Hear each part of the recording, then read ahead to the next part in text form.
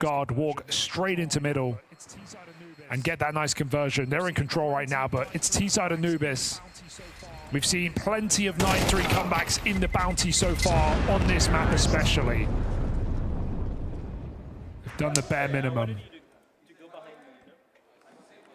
to kick off on the right foot, but gun round out now for Eternal Fire.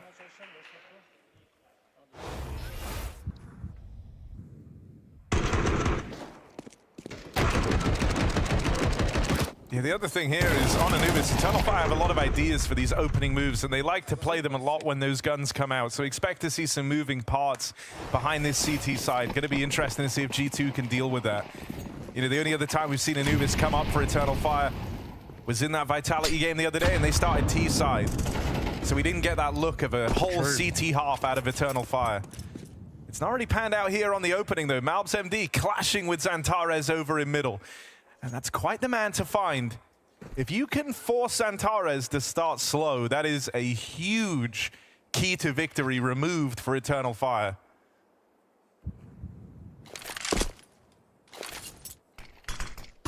I'd say he won't even get to play the first rifle round. We're left looking down the ranks. Woxy, second highest rated player for Eternal Fire.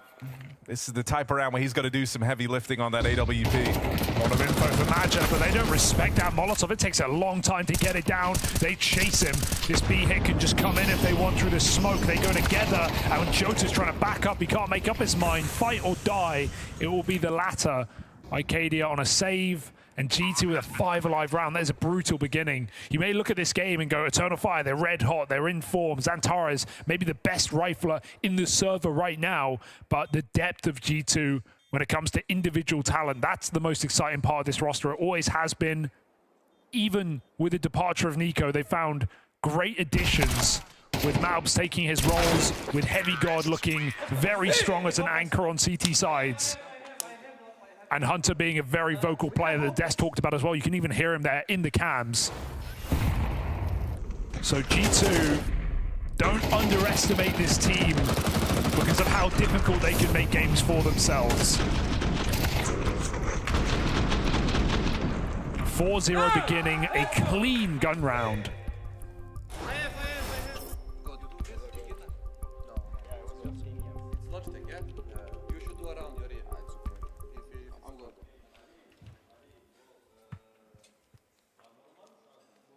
Yeah, and a rough start for Eternal Fire, right? We said they were going to look to make some moves.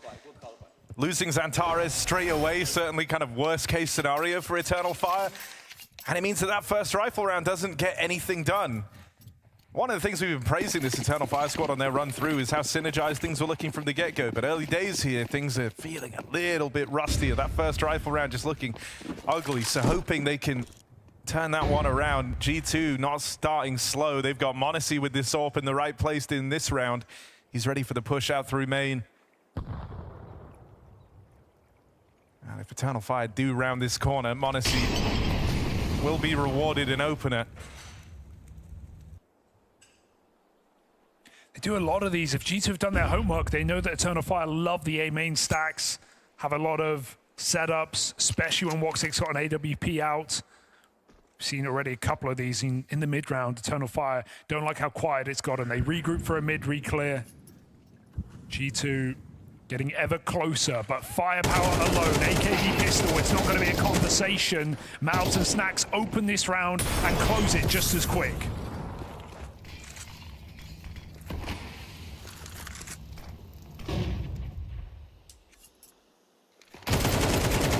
Yeah, even though there's good timings on, you know, this move out of Jota, he's done a good job trying to get some forward position here on the push. Wait, they've come back to him. There was a chance. It's fine.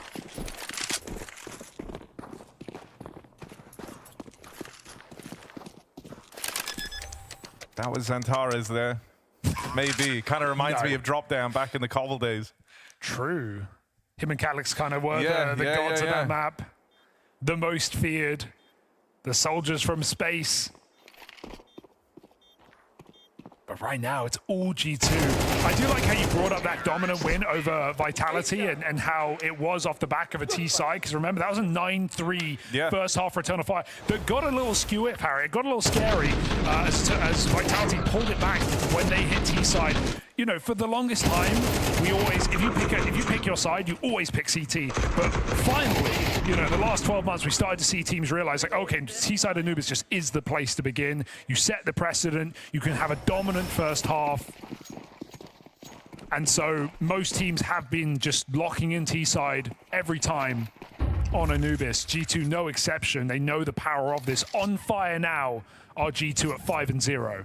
And m0NESY picked early, caught off by an off angle from Jota. There's even cover at the back of the site. That may suck the wind out of this play for G2.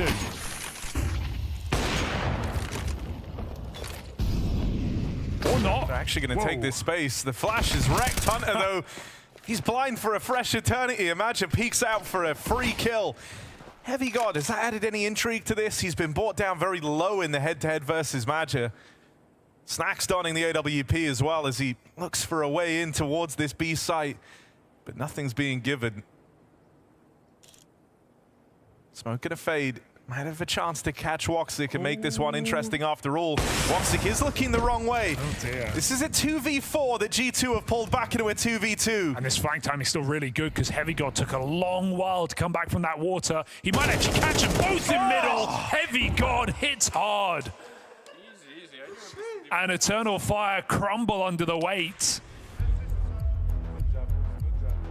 That timing looked like it was going to do him very wrong. If he was a second sooner, maybe.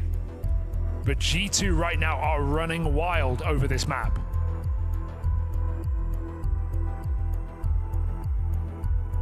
I mean, G2 have had some very, very good timings on these defaults, even in the rounds where you've had, you know, Eternal Fire grouping for like the mid-re-aggro. It feels like G2 are always catching them right as they move out into these vulnerable positions there. That 4v2 goes awry with a few, you know, missed timings, an awkward fight for Madja that felt inconsequential, right? When this kill comes in, you don't think the round is in jeopardy, but then you lose Woxic. Heavy God hits this wild timing to catch the double mid push. Everything's aligning right now for G2, and I think this feels frustrating if you're Eternal Fire because you're doing all the same moves and you're being proactive in the mid rounds here, and every time it feels like it's to your detriment. Yeah, it does feel like G2 have a good read on what Eternal Fire are doing, right? Even just avoiding these A stacks, going for the contact mids, knowing this position is often left open for Eternal Fire, especially on these low econ rounds. It will be Xantares here. But smoke spam is terrifying. One shot going the right way and you're gone. Especially if you're trying to take that fight on with an MP9. Xantares puffs his chest up, but will slink back in through Temple. I mean, the truth of the matter is this for Eternal Fire. They are not going to win this series with Xantares having anything resembling even just an average performance. You know, he is to be the best player. He is to be the guy standing above it all. He's opened every single series looking phenomenal for Eternal Fire. Yeah. They can't have him go quiet now. They need him if they want to win this semi-final. On the flip side, G2, we haven't even had to talk about m0NESY. He has not been the guy, but he is looking for that opening kill in this round, and G2 are allowing him space to do so. While Eternal Fire stack this A site, m0NESY awaits a pick. He'll give it. 40 seconds is enough time to find a double trade, and Heavy God's got another multi-kill. 1 health of difference, more than enough for G2 to walk it over the line.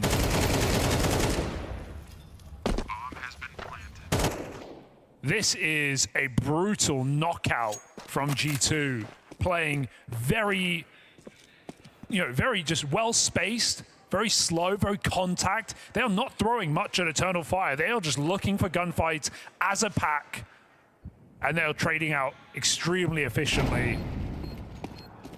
Eternal Fire cannot break in.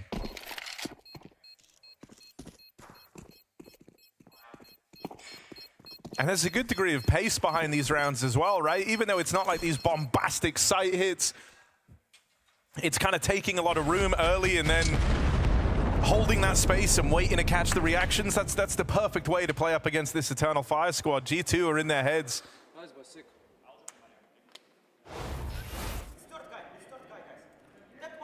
There you go, it's third guy. That's such a great little comm there as well. They know exactly what they're up against. Eternal Fire, love these stacks. You see that player in the A site, you know it's a heavy setup. So G2 don't get a pick and run in. They wait for the trades. And I mean, when you get mid that free, it's anticipation from G2. Well measured. Now going for con control. m0NESY looking for the quick pick. Maja might meet his maker. Smoke is good.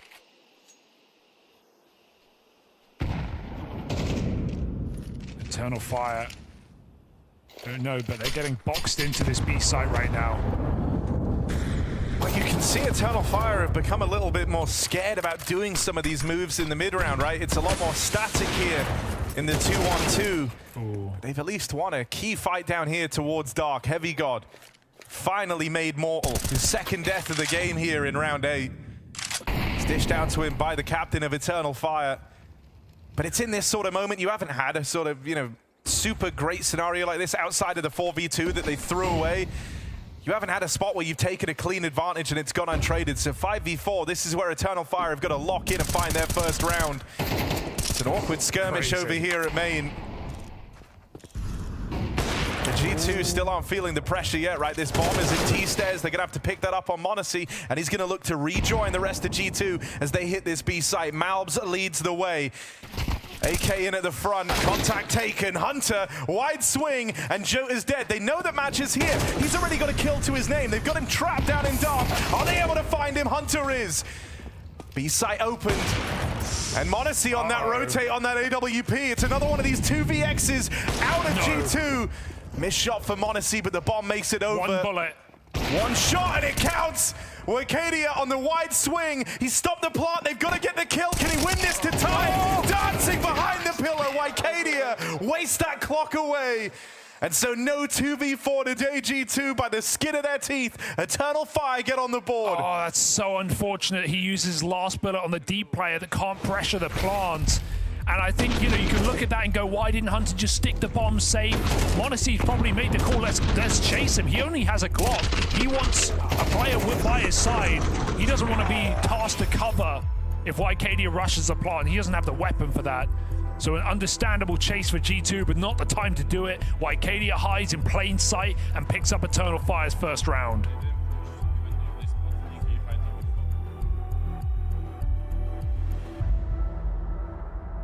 That's one way to do it. It's not the cleanest, not the prettiest, but it has to be enough here to get Eternal Fire activated in this game.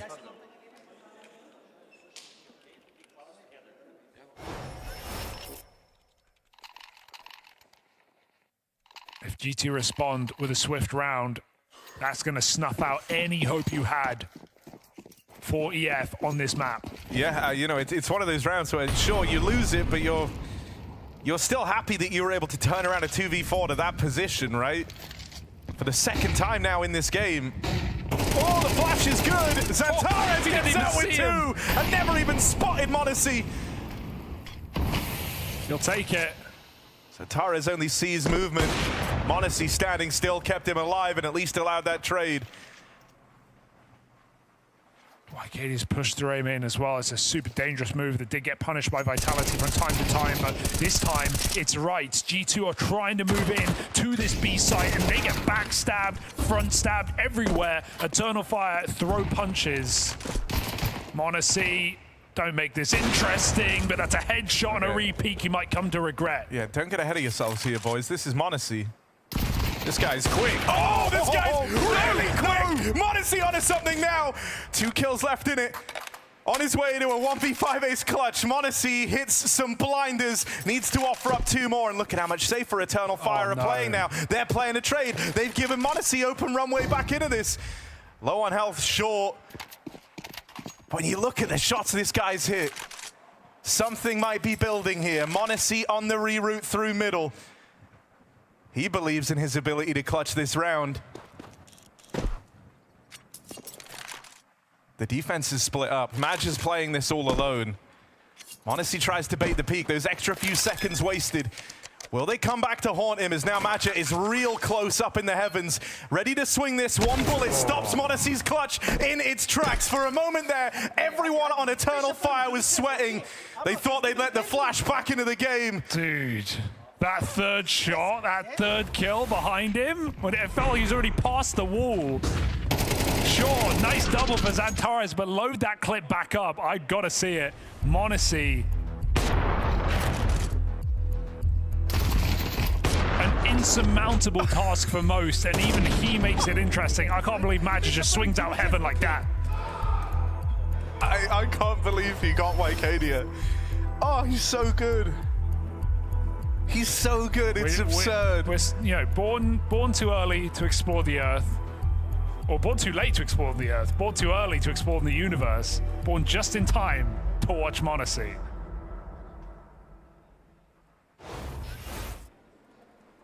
You're telling me he's the second best? Like, look at this from his POV. What is that? It's insane. But he lost. He did lose. But if the shots he hit are anything to go by, m0NESY is certainly feeling himself in this series. When's he not, man? When's he not feeling himself? m0NESY on the money. And Eternal Fire save themselves from economical devastation by winning that round. Yes, again, it comes close, but close still counts. Yeah, here's the thing, right? Like, for Eternal Fire, you don't love that all of these rounds you've put on the board have come so close, but it doesn't take many rounds on this CT side to make the difference in the long run. You know, if you get towards the end of this half and you find 3 really close rounds in a row, sure, you probably feel like maybe it could have been more out of the game, but that's still enough for you to come back in the series. Absolutely. So for G2 now, it's all about holding on to this strong start, right? They were undefeated to open up this map. They were destroying Eternal Fire. It didn't feel like there was a way back into this for them. But that can all change so quickly. Wycadia certainly feeling a bit more spurred on and inspired with some of these A main pushes.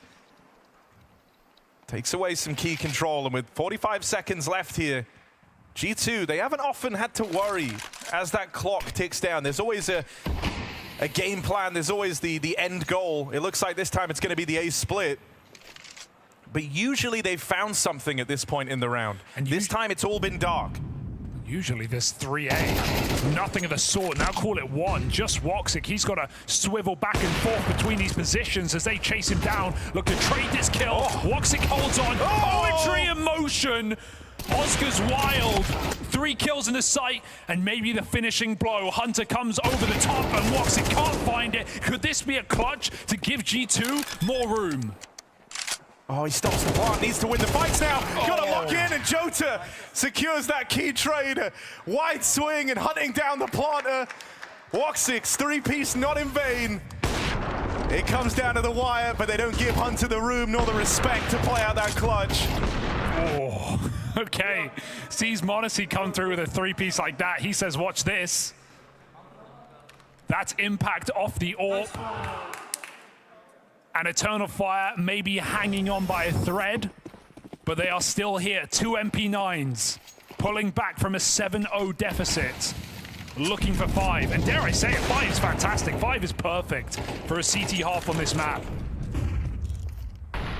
That's enough to get it going. Yeah, these last few rounds as well have been a great, look at how your counterpart on the other side popping off spurs you to want to do better. Woxic and m0NESY both nearly clashing down in dark as they both look for the opener.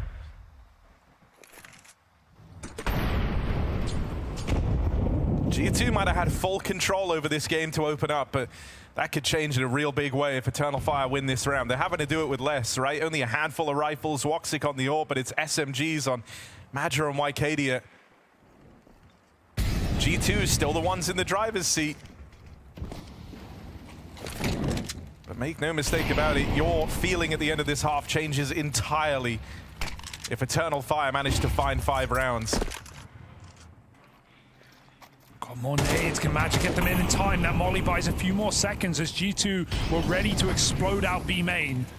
3 CTs in the site, not much room to move. They've got to trade these kills efficiently. Magic open, smoke spam connects. That MP9 already on the board with 1. Xantara is super blind, back of the site. Not able to catch his bearings, but it has kept Jota still in this. Oh. Second MP9 finds its footing as well, and so it's left on a Hunter in this 1v3. Trying to salvage this T-side for G2, a strong T-side as it began. Now rests on the wings of Hunter. Swings it wide, but the full rotate arrives for Eternal Fire as they are starting to take control over Anubis. That may have felt very claustrophobic for Eternal Fire. Molly on Glyph, smoke backside. They're playing Sight Pillar Ivy, but still they're able to find all the smoke spams, all the connecting shots, blinded, and just enough. It's actually their cleanest round yet.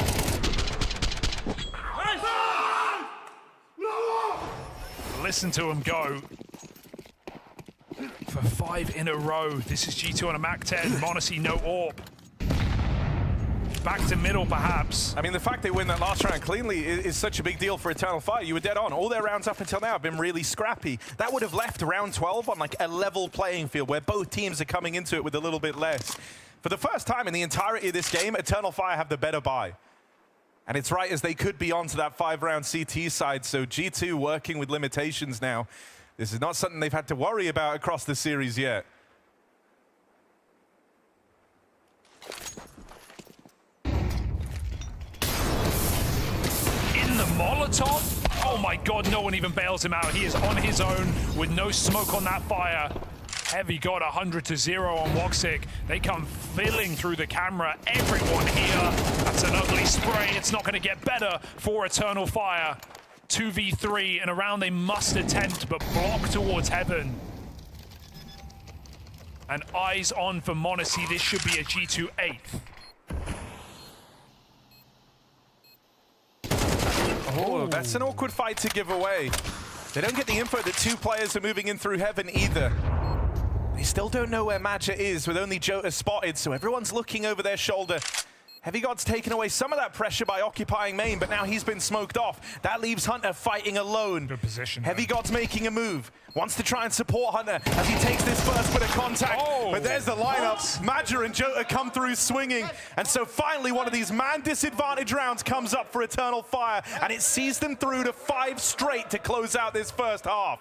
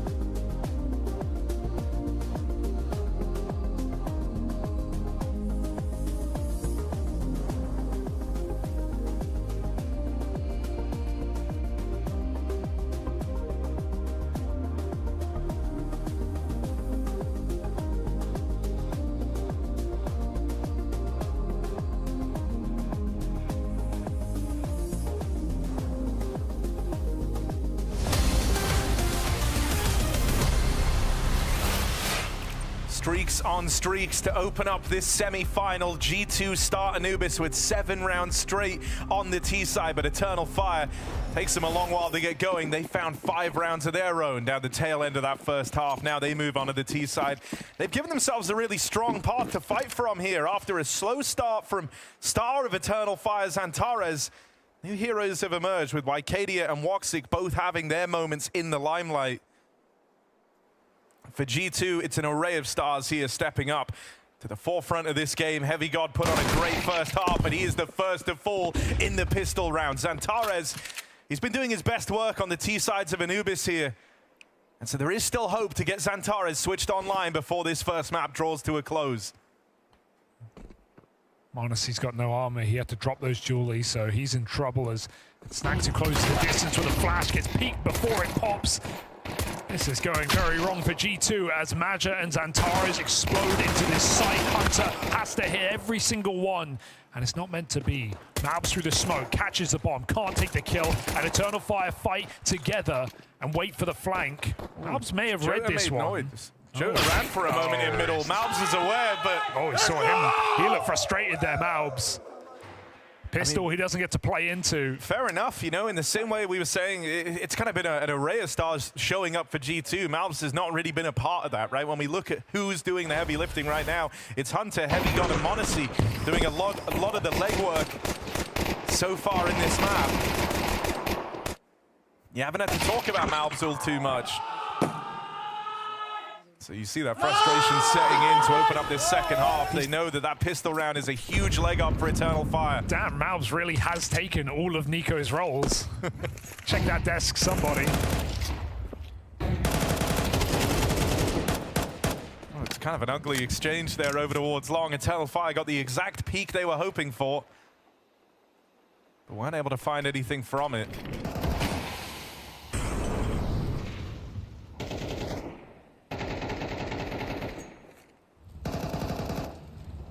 G2 could absolutely break the trajectory of this game and where it feels like it's bound to end up by winning this force buy. 3 strong on the B side. Smoke traded again. Magic goes through. Oh, this nade could be good as well. They're both tucked. They have to go forward to avoid that damage, and in doing so, take even more. Forget the force. Hunter's League against the world. It's not going to do a thing. Eternal Fire stick the landing, and now they match G2 start to the game. 7 in a row for Eternal Fire. It's a very different match now. Almost certainly. I mean, the one way that, you know, you could have questioned this Eternal Fire squad, the one thing we haven't really seen them tested in thus far is their ability to remain resilient, right? And have to, like, pull these comebacks off.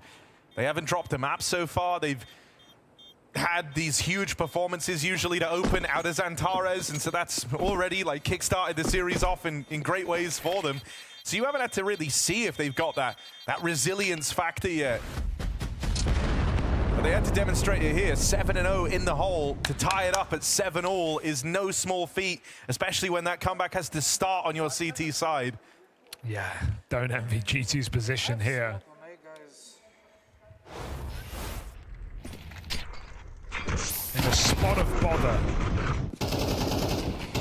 on the hardest half in Counter-Strike against a red-hot Eternal Fire.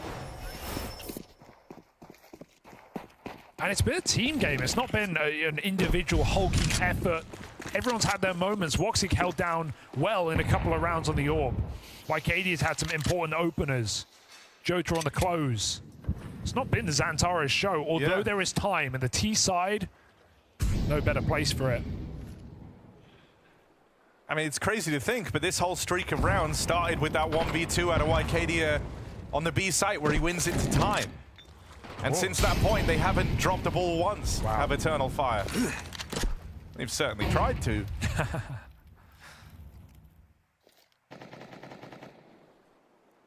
Big B-lean, A-lean rather for G2. 4 players here with only Malbs left alone on the B side of the map. Might be another frustrating moment here.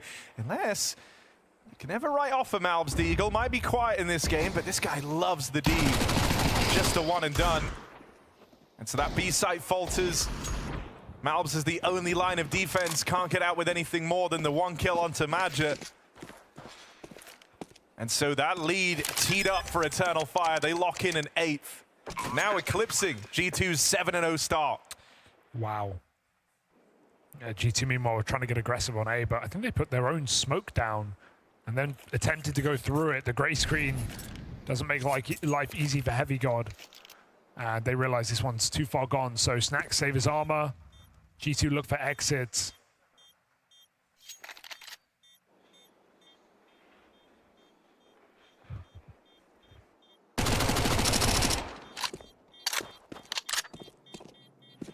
But unless Snax is the bank, whether we're going to see m0NESY's AWP in the next round is still up for debate. Terrorists win.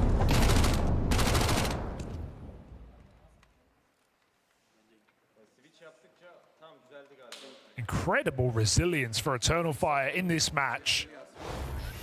A team that haven't bet on themselves, they haven't put their bank on the line in any of these wager games, while teams like Spirit and G2 have been willing to all in no matter the opponent.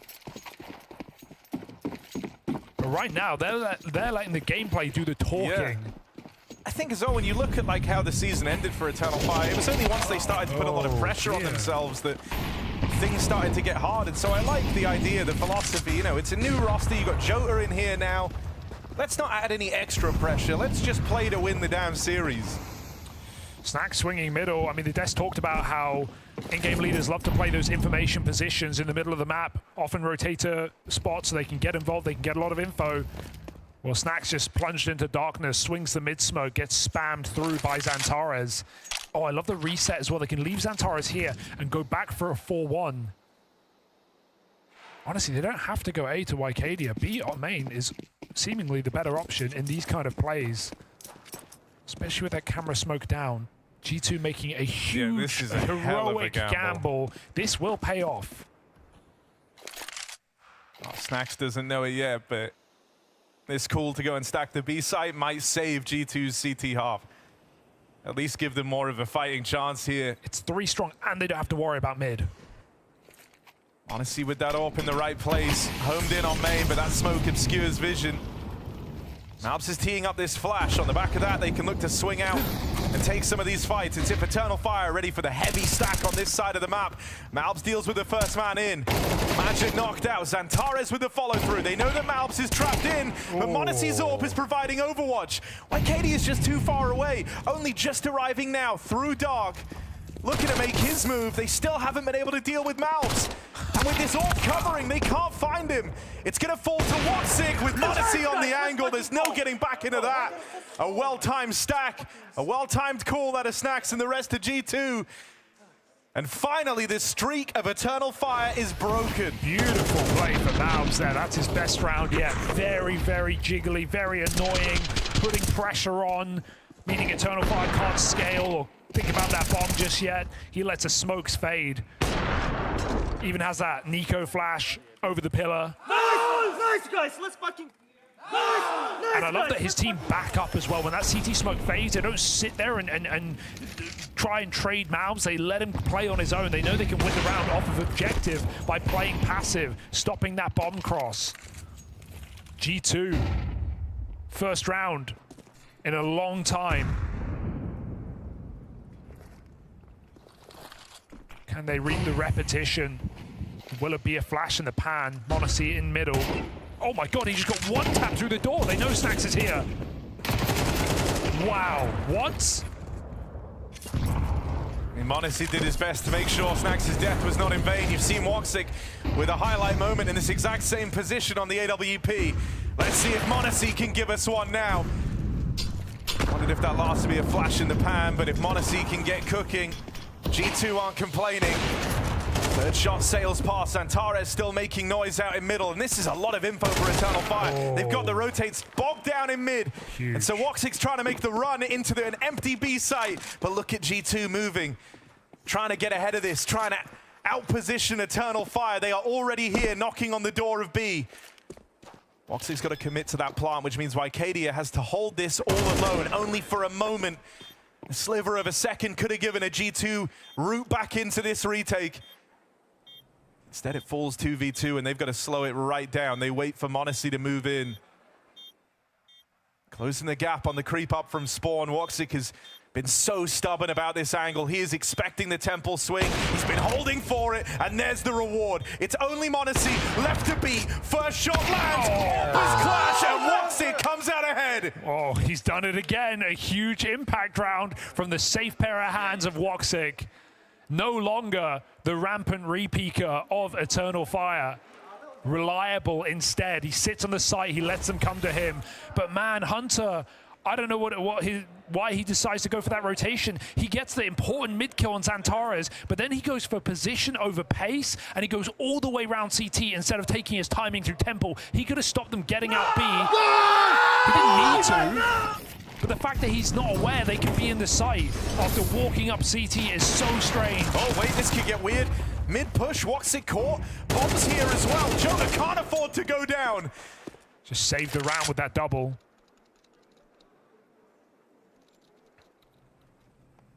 I mean, Jota is the fresh face in the Eternal Fire jersey, coming in to replace Calix. I think thus far, he's done a more than serviceable job. I think the real test was going to be as we got into these playoffs, as we got into the quarterfinals, the semis. Was he going to struggle in this high-pressure environment versus the best teams? But holds his composure there. You occasionally get these moments where the kind of true skill of Jota gets to shine through, and it's always nice. He's carried himself well at his first tournament with Eternal Fire. That is a very important double to keep this round going, to stop that mid-push getting weird. And so as Eternal Fire group for the B here, they've got this one in the palm of their hands. Oh dear, it could get bloody, and it does. The massacre in middle from Wycadia stops that eco from finishing what it started. Eternal Fire's T-side building now.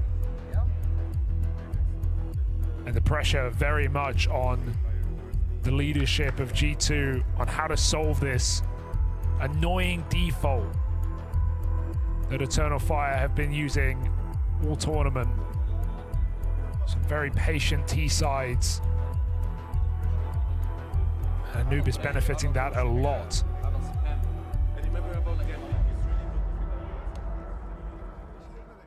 Taz trying to tell them to gamble. It's not a bad call. Certainly better than walking into these setups that G2 have already seen. And the first round G2 found on the CT side was off the back of a blind stack on that B-bomb site. The issue with gambling is, well, sometimes the house wins.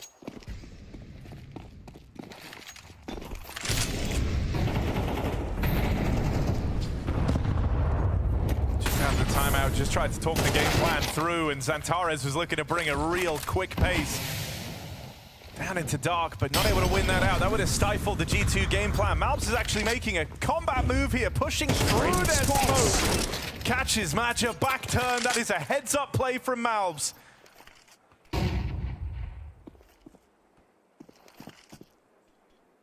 No gamble needed now. All about the trade out. 5v3. I mean, the coin toss smoke push is about as gambling as you can get. That's a good point. I mean, there's method to the madness. He's playing along the far wall when he goes through that smoke. He's just very fortunate Eternal Fire also wanted to challenge him through it. Smoke can come down. There's no AWP to go for the entry. They're sending the rifles in first. Oh, great hit. Down, but the spam is high damage. Hunter softens them up. And Woxic shortly after. It's all smoke spam for G2. And a lovely set of openings out of Malbs and MD. And they got a free AWP when G2's money was crippled, so just gets better for G2, just gives them that chance to survive this map.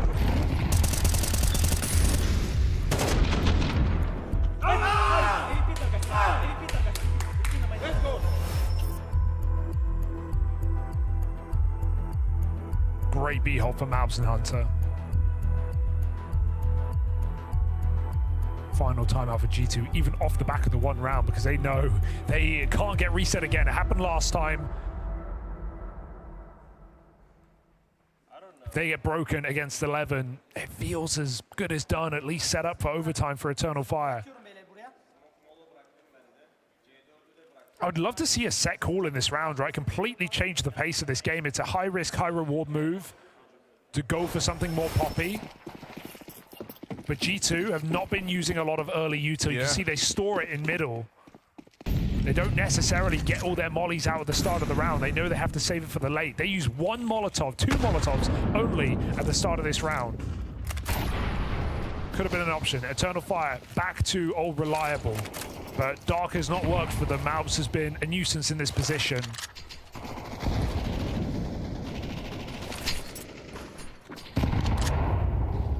Anyone's game now.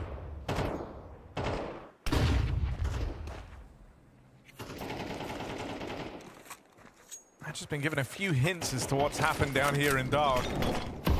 So they deploy that util there to try and displace the Darkhold. He will get the real estate. Malbs, this is a good response. Flashed into main, no one there to cover. And m0NESY's able to get the bearings down on Dark in time. That all connects. Mag 10. Whoa. Out in the open, it's only Madja left standing. Trades up onto the AK, but the captain of Eternal Fire, this was not an easy round with Malbs MD. Still the thorn in the side of Eternal Fire.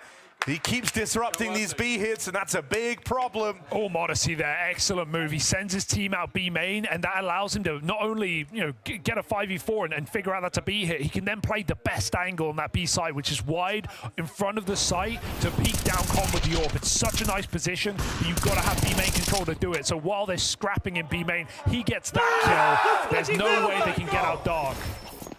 Eternal Fire have died in this position on this half. This was their game to win. And Malbs and m0NESY have made the lower tunnels of B their grave. B pop now, but that nade to open already softened up all of Eternal Fire. Things go from bad to worse. Ready to receive word G2, and over these last few rounds, Eternal Fire have become obsessed with breaking down the defense over here at B. If you caught their matchup yesterday versus Vitality, the Mirage ended in much the same way, with Madja calling consistent B hits time and time again till it eventually broke through. The problem now is Eternal Fire have conceded this lead. Yeah, it's clearly a game plan like that they've done some prep into, right? Madja's got this position. He's traded through the smoke a few times. He's made some nice like individual moves, but if I'm looking at the G2 defense and I'm thinking, where's the hole? I'm thinking snacks in middle, right? Like send Xantaras in for his key entries in mid. Find the objective bottom performer of this roster, the weak link individually, and also exactly where Eternal Fire were abusing Vitality in that game. It was all Xantaras getting multi-kills in middle. Even G2 did it first half because they know Eternal Fire like to triple stack sites and play 3A, and you could see that in the comms from m0NESY. It was just contact mid plays on gun rounds. So I would love to see a little bit more mid control in this game for Eternal Fire. They've really lived and died by Dark, and really they've just died by it. There's still hope, but G2 now control the game and have shown a stellar defense of their bomb sites.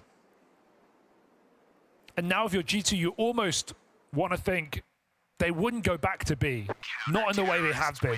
It feels too obvious that they'll change it up. Thinking to repeat B. Or, wait. What can I say? Oh, he knew the camera was on him. He didn't want to give it all away. I didn't hear the start. Did he say they were going to repeat B or not? Or he wants to re-peak B? Yeah, it was either re-peak B or repeat B. Yeah. He didn't want to say it in front of the camera. m0NESY, smart guy. He knows we're listening in. Got the Dastan mouth covering from m0NESY, bro. No, he was cool like that.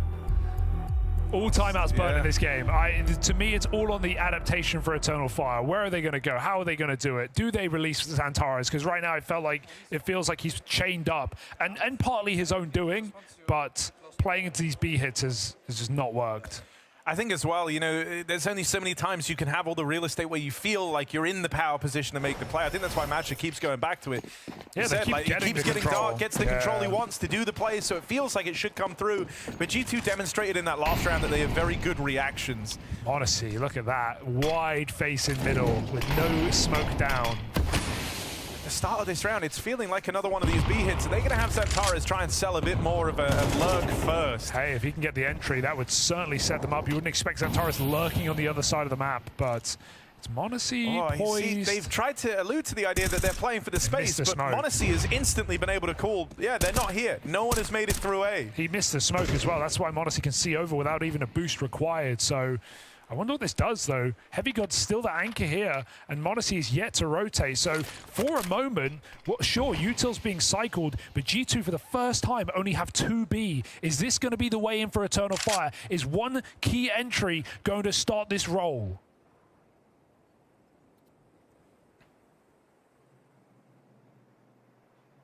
Oh, there's real anticipation hanging in the air. G2, are they ready to receive this? There's that volley of Util. G2 have seen this before. Whenever they've had these mollies fly in, it's always ended in a B play. But there's still no rotates out of the CTs. They don't buy it. They don't believe that Magic would call another one of these B hits. So they set up to play retake. You still have guys fighting in the site. Snacks has made his way over, but locked out by the smokes. Stepping for Eternal Fire, but they will make the crossing happen. Getting that bomb in, 5v5. Wycadia tips the scales in Eternal Fire's favor. Yeah, but Mouse picks him back up, smashes it against the wall. It's the B main flank we've got to worry about. Wycadia hits a headshot, and that might be the save call for G2. 2v4, pushed out of their own bomb site. They really weren't buying that, Harry. You said it perfectly. Every time we see this util set, we see the contact like that. But G2 thought surely this was a different round. All right, I want to see Madger on these player cams. I want to look at him because I can't believe his second series in a row where he has lived and died on one call and just counted on Eternal Fire breaking through eventually. Well, they've done it. Yesterday versus Vitality, I want to say they ran like 7 B rushes in a row till it eventually worked out. And here, a number of B hits. Magic can't keep getting away with this. Yeah, brute force. He's also been in this tournament crucial with some of his entry kills. Not so much in this map, but he's been at the forefront of 5 of them. And he's still positive there as well. It finally worked out. God, this is a tense game right now. Money on the line. G2 got a little bit more to play with after that save. Yeah, look, you finally broke through, but Eternal Fire, the pressure is far from off. You know, they still have to start chaining some rounds together again, and finally, you feel like they have reached the limit on how often they can go B. And m0NESY's reinforcing A yet again.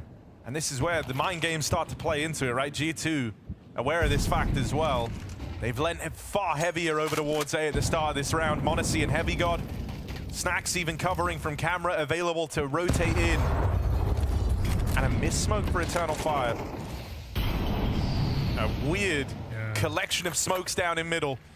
Full blind, m0NESY strikes first, and Wycadia, the man that was such a difference maker in that previous round, is the first to fall for Eternal Fire. They wanted to bail. They wanted to go for the B hit with Madger in middle, but smoke down. Mouse's timings on his smokes have been just key in this CT side. It's part of why he's gotten away with so much impact in this position. This is a desperate call, but it's Anubis T side, man. It can absolutely work. Eternal Fire just group back for this same play on the B site. We've been saying all game, if Eternal Fire want to win this, they need Xantares. Wycadia has been doing a great job of filling those shoes, but he was the first to fall. This is the round where Xantares has to find his impact. Trying to get out through dark, will nail that first kill. That's given them the runway. Jota's there to follow up and send packing. Is the temple rotate of Snacks. They once more break apart this B hold. m0NESY in the AWP gonna see if anything is presented, if anything is offered up to bring G2 back into this retake. Xantares out on an island, all on the angle, out behind the pillar. But he steals himself away. He does not play his hand early. Xantares waits for the info, for the footsteps, and look to take it all away. A lot of damage done. And that surely is enough to tee up Eternal Fire to get on to map point as only m0NESY remains. Heading for the hills, will Eternal Fire let him escape? No, they will not. Madger chases him down as Eternal Fire move onto map point. They get away with it again and again and again. They throw their head at the wall until it finally comes breaking open. Eternal Fire on this B site in a 4v5. And these last couple of rounds, G2 just aren't buying it, and you really can't blame them for not buying it. It feels so insane they do that again. These 2 rounds, the G2 have only had 2 defenders. They've given it up. They've lost control. They've taken the entries. And now Eternal Fire from 0-7 down in this map, looking to win it out in regulation. There's no kit for G2, no retake setup in this round. They've got to play triple B. Sure, m0NESY has his AWP. Okay, if match has been going B all game, only to now change it in round 24, that's insane. Like, the bomb is up on top of Rugs. Yeah, against the MP9. The difference is they wanted to do this round, last round, but they got picked by m0NESY. They wanted to avoid the AWP. Now they're going to do it into almost no util. There's 1 smoke, there's Snacks with 7 kills, and there's Heavy God with an MP9. If this is how the way it comes crumbling down, you got to feel for G2. Heavy God, can he save them?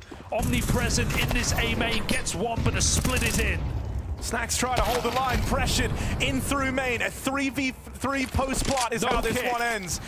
And time is of the essence for G2. m0NESY still a long ways away, and you don't know if they can afford these seconds spent waiting for m0NESY. Now's the time for him to live up to the nickname. This is going to be flashy from that G2 AWP in the retake. Xantares on a commanding line, tapped out by m0NESY. That gets the ball rolling, but G2 can't slow down for even a moment. A lot of time ticked off this bomb already. Woxic, missed shot to open. m0NESY AWP also sails past. That might have been the best chance to win this, as Woxic and Magic playing in tandem look to walk it over the line. Eternal Fire just have 1 kill left to finish off. Hunter might find them all, but no kit punishes G2. Eternal Fire, back-to-back B hits, end it all in a wild, all-in A play to take Anubis.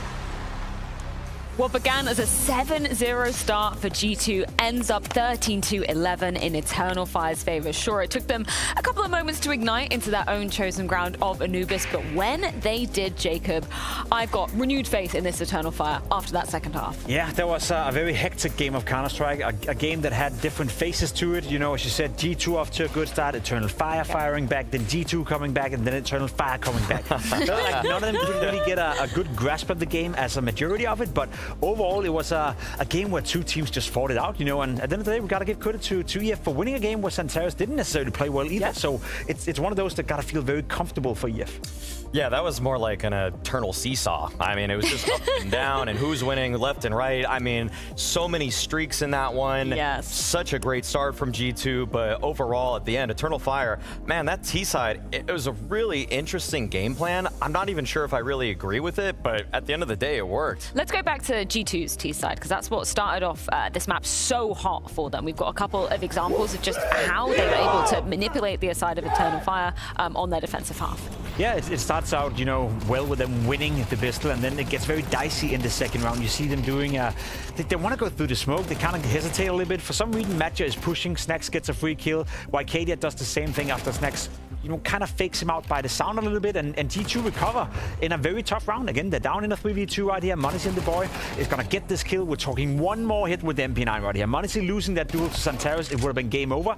But given that there's no kit, m0NESY is going to win this round. So it was a bit of a messy start to it, but G2 stabilized from round 2 and onwards. I would say that the first half, or the first 7 rounds, I will admit, Snacks' push and pull on the map was pretty good.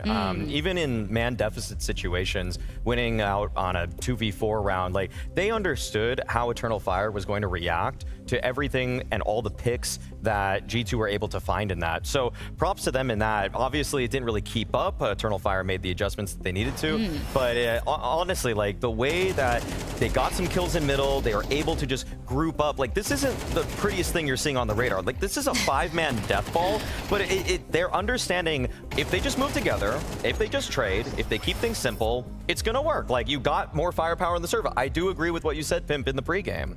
You agree? For once? This is crazy, uncharted territory. Let's dive into round number 6 because you kind of touched on it earlier, right? There were some man deficit situations that G2 was still able to be switching in their favor. This is just another example of that. Right. I mean, we saw that on round number 2, even though they're jumping through a smoke, it's not working out in their favor. They get kind of pinned right here on this B-side attack in a 2-on-4 situation. Hunter is unable to find anything, but this is what I'm talking about with the push and pull. Like Heavy God and Snacks, they wait out a smoke right here.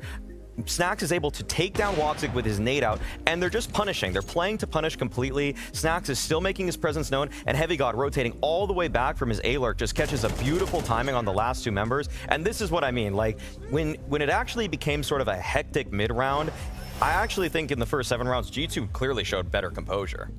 Yeah, I would agree with that. I think G2, up until this point in the game, looked somewhat decent, looked like they were believing in even the man deficit, but that changed pretty quick. Yeah, it changed literally in the next round, didn't it, Jacob? We got round number 8. This is the first round that Eternal Fire managed to put on the board, and the moment we start getting to see them, getting a little bit into gear and looking a lot hotter. Yeah, and it's good to see that they were able to do it again. Hunter and Monacy is almost bringing it back. It's a 1v2 at the end of it, and you look at the time right here, no time to plant the bomb. They go for the kill. They kind of miss where he's at, and Hunter is it 600 millisecond, I believe, away from getting that kill. We're talking half a second from them winning the round. You have the stat here in front of you in the lower third, and to be completely honest, had G2 won this round, I think that would have been the death punch for EF. It was such a close game in many of these rounds, but G2 seemingly won every single one of them. The problem for G2 was from this moment and onwards, everything fell apart. You see the round history below you right here, and that's my issue with G2. They were playing so well up until this point, but they seem so fragile. It took this one round where they may be tilting a little bit, where they felt we should have won this, and from that moment onwards, G2 were not playing anymore. And then we get to see, Woxic warming up into things. He was somebody that we were, understandably so, putting under the microscope when you have Monacy on the other side of it. Round 10, I think, is a great example of him really coming alive. And even though Eternal Fire survived some of those rounds by the skin of their teeth, you could see that all you need is a spark for sometimes the flame of Woxic to just erupt, because this is the round that kind of makes us feel like we're back in 2018. The multi-frag potential, the rapid fire capability of Woxic, like this is what he used to be incredible at. I feel like he lost some of this actually in CS2, so it's nice to see him roll it back for a pivotal moment as he's anchoring this bomb site. It's such an important moment in the game. 7-2. The round before this, very close as well. There's no money in the bank whatsoever within EF, so for Woxic to take up this duel, get a triple kill and put up a fight against Monacy, who obviously also had a great game, it was good to see Woxic have impact. Maybe not throughout the entire game, but at the most important moment for EF, when they needed him the most to get back into it, Woxic showed up. And we did get to see a direct head-to-head between him and Monacy going down in that second half in round 17, right? We did, and for honestly, Monacy did look like the better player overall for this game. He looked like he was making better moves and just trying to make as dynamic as possible. I'm almost a little surprised that we didn't see a little bit more, but yeah, Monacy, it's like the same thing. We're watching a replay. Both of these guys saying, what you can do, I can do better. Monacy's holding down his bomb site in his fashion. Like, this is... In some ways, like, you don't need an op to be so impactful on Anubis, but like on some of these bomb site holds, especially on A, it's so crazy. And Monacy tries to get into this one, but Woxic shuts him down right there. Like, sure, he won the head-to-head overall, but Woxic just had some pivotal kills onto Monacy too. Would you agree that Monacy looked like the better AWPer still coming out of this map? Without a doubt. I think Monacy had great impact throughout the entire game. I think he kept them alive. He was very mobile as well. You could almost see every single round out of CT spawn, he would take up a new position, even in the middle of the rounds. Monacy is never going to just hold one angle for the entirety of the round. If he doesn't find anything middle, he's going to try read the game, he's listening to the communication, and then he will transpire and go into a new scenario, into a new round, and try to find impact where the impact is at. He's not a player that is waiting for the game to come to him, he creates it. Yeah, I mean, if it weren't for a couple individuals on G2 like Monacy popping off in the way that they did, this could have been completely lopsided. Obviously, there was a little bit more to it in this game. Like, I'm not actually even just saying, usually the story of a G2 win or a close game is just individuals do well, calling bad, move on next game. Not exactly the case here. Like, that 7-round streak at the beginning was because there was a good understanding of what to do and stuff. So yeah, we want to highlight the stars of G2, and as we always do, but I will say, like, that was a good idea of, like, the mental map Snacks had on that T side was pretty strong. There was a little bit of a lag in Malbs really coming alive in this one, right? Obviously on the CT side with his site anchoring hold, that was something that he was getting a little bit risky with, right? And it managed to flip a few rounds in the favor of G2. Ultimately, not enough to net them the win though. This is why I'm a little bit scared with Madra's game planning, because I said in the pregame, he was tackling Flames yesterday in this position. It was his first day in an official playing E-Box. Today we got a battle-hardened Mobs, and yes, he's kind of newer to it too because he swapped into the role, but like, this is what he did on M8, you know? Like, he was very good at this position, just kind of dominating the space with antics, with great aim, great first bullet accuracy, and that's why I was like, ooh, Madger, you're like calling to go B over and over again, and you're feeding this hot hand of Mobs. That was where it was just getting terrifying, honestly. And I mean, Mobs really shut down the initial idea from Eternal Fire. I'm almost surprised that they ever went B again after those first couple ones. Can I pose a question to you? Because you obviously mentioned a really good point there. It's not like Mabs is completely new to this position, but he did have to take a decent amount of months out of it. How difficult is it then, in your mind, to kind of reintegrate into a position, yeah, you've known, but the metas are obviously changed. People are approaching it a little bit differently. I actually don't think the E-Box meta has changed that much from watching like Spinks and Donk play it. I feel like they just kind of brawl. They brawl, cycle utility, they try to throw out a jiggle, not get caught by an opper, and then as soon as you cycle utility, you probably have to push A main or go for a double swing E-Box. It's kind of the same flow chart that it's been. Nobody's really reinventing the wheel completely with that position, so I think Mobs is perfectly fine with it. And the thing is, even if he makes one wrong step, his aim bails him out half the time. Yeah, no, I think it's a very good point. So what was the reason then that Eternal Fire were able to seal up what was, you know, quite a brawly, quite a back and forth second half? To be completely honest, I think Eternal Fire, they played a consistent game throughout. I think they kept their level from start to finish, whereas G2, they were a little bit more roller coaster-ish in the level they showcased. The first 7 rounds was fantastic. Then they had a bit of a mid-game crisis, came back, some good stacks, some good calling coming in from Task, perhaps, Snacks, etc. I do want to say it, and I hate to point it out for one player, but Snacks, he was 7 and 4, I believe, in round 6 in this game, and he finished with 8 kills. That means 1 kill in 18 rounds. If you're literally got to play an entire game of Anubis, 4v5, there's no way you're going to win. And again, don't get me wrong, I don't like to point out one player, but 1 kill in 18 rounds is simply not good enough. In terms of the output Snacks had on the server, he was a major reason as to why G2 couldn't hold up. I also think that for G2, they kind of got a little too high on themselves because they called one good stack on the CT side, and then after they started holding B a couple times, they started calling for some mid and A stacks, and Madger just kept going B. So like they kind of like almost mind gamed themselves. Like everything was working so well, and they said there's no way they call B a 4th time, and Madger was like, I will call B. They did it yesterday against Vitality as well. I know he's done similar game plans in 2 consecutive days, and that's why I'm kind of like, it didn't really work until it did work. So I don't really, it's a weird mind game that he's been playing with opposing IGLs. Apex yesterday, Snacks today. Well, Eternal Fire now set 1-0 up in this semi-final, but hope on the horizon for the side of G2. That was, of course, Eternal Fire's map pick of Anubis. Dust 2 awaits as G2's choice after the break.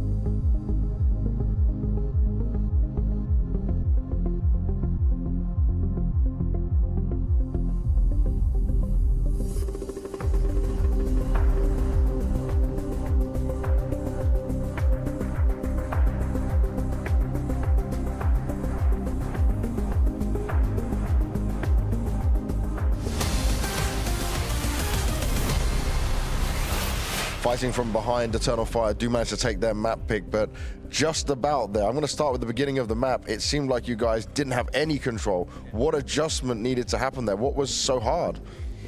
I think they played really well the first 7 rounds. I think it was 7-0, then we did 7-5, then we take pause, and our plan was to start 3B a lot this game. But we didn't success. I think we had a good plan, and after that we just talk and just adapt our game with what they do, and I think it pay off. We play more passively, more with utility, and we success to be to get 5 rounds. That's very important on City side. And then on T side, I say to my teammates, guys, don't worry, we're gonna win this. Like trust me. And with a good pistol, we did a good comeback. It was a very close match, and it's not over. We have Dust 2 left and Nuke. Let's try to show good control. But today we feel like we are not in the best shape, but we're still fighting mentally, and this is very important. Yeah. And I'm very proud of my teammates, and that's all. When you say you're just not in the best shape, is there something you can tell them or something you guys can try and do in between the maps to make sure Dust 2 can go your way? Like it's about firepower a little. Okay. I feel like the firepower of the team is a little low from yesterday or compared to practice extra.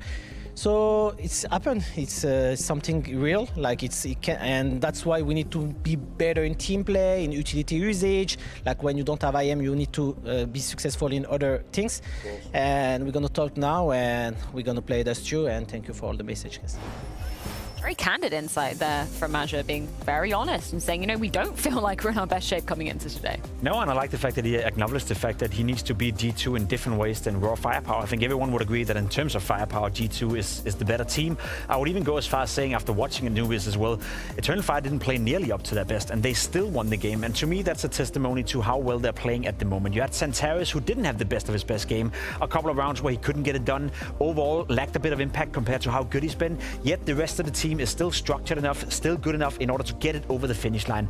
I'm more disappointed in G2 not being able to win Anubis than I am in EF winning, because I think EF, despite playing at 70-80%, they still were able to win a map. That in itself, to me, is a testimony to the class that ES is possessing right now. Yeah, Dust 2, obviously, the map pick of G2 coming into this. Not an uncharted territory for Eternal Fire by any stretch. They've chosen to start on the T side of things, so what should we be looking out for?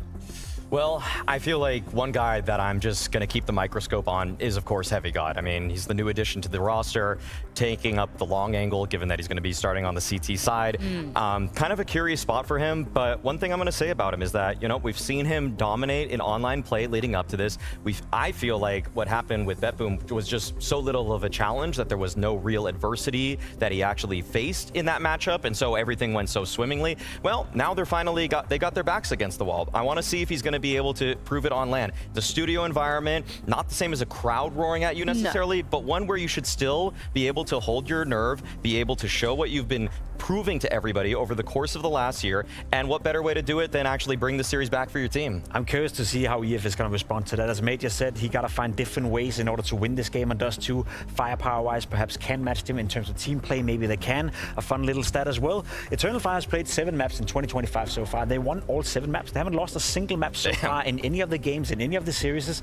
And the more I watched him, you know, it's as he said, they're not playing at their best at all times. They're not always playing at 100%, yet they still find a way to win. I love that about a team. So I'm not even sure anymore whether or not EF is going to lose a map in this series. It could be 8th in a row. That's actually pretty wild. Talk to me a little bit about Xantares, because I don't think we got to see, you know, the high heights on that first map of Anubis. What is he known for when we come onto Dust 2? I mean, he's known to kill, basically. He's known to be aggressive. I like the way he's playing both on the T side but also on the CT side. Again, as much as we want to make it about the team play of EF, EF is just a much better team when Xantares are finding these openings and when he's being aggressive. Also because he installs a bit of fear in the opponents. The way he's playing, especially on the CT side, I've seen him time and time again be very mobile and in your face. So he's trying to disrupt their position before they get to the execute. Can he be successful with that against G2? As we saw on Anubis, they're fragile. It takes a couple of rounds and then G2 will fall apart. I think it is about time to be diving into this one. A chance for G2 to be bouncing back on Dust 2. Yeah, and it's a pretty tall order, I think, for Eternal Fire heading into this one. G2's Dust 2 has been going to strength as the bounty's gone on. The most one-sided games we saw have been the most recent they played, right? Beleaveme, they destroyed them. Big, yeah, they picked that one up pretty handedly, and then the closest game was the very first game they played. But this G2 Dust 2 has been getting stronger and stronger as the tournament's gone on. And they certainly bore the heat on that first map. Eternal Fire, even heard it from Madra in the interview, not feeling like their best selves. It was still enough to pick up the dub on map 1. Well, can they warm up and shut it down with a 4th 2-0 series to start the year? That's the hope for Eternal Fire. G2, without a doubt, more proven on this map. Streaky team. They had a fantastic start on Anubis, but it all came crumbling down. Eternal Fire at least get that T-side beginning. Akin to Anubis, a very comfortable place to be. They force the smoke out of the B-bomb site, they put some pressure, and they climb up catwalk into A. Heavy God. New addition. And a lot of responsibility. Malbs does have a flash to try and help Heavy God out, but taking one of the domes straight away, that's far from ideal. Heavy God still getting out with one, but that's not going to be enough. The site will be taken. Eternal Fire get themselves the plant, and they've learned about m0NESY over at Long. This is a good position for m0NESY. He can slow down a little bit. Let the rest of his teammates close on in through CT. Oh, flash as well. Oh, it could have been perfect. m0NESY ducks. He dodges it very well. They're scaling up, and Xantares hasn't seen a player yet. Can Woxic finish any of these low-health players? No, he cannot. Hunter with a double, and Madra a long way away. The stick's already happening. 10 seconds. m0NESY just needs a single bullet. This should be done. This should be finished. There should be no way. Oh! Leaves it to chance. Woo! But fortune favors m0NESY there. And so a retake where a matter of a few points of health make all the difference. Woxic unable to finish off any of those players that were closing the gap. And then this follow-up shot from Hunter, a thing of beauty. Oh, if he stayed on Cat, man, it's probably his round, right? Low, everyone's low. He just wants to play the unorthodox post-plant. Couldn't finish m0NESY when he had the chance.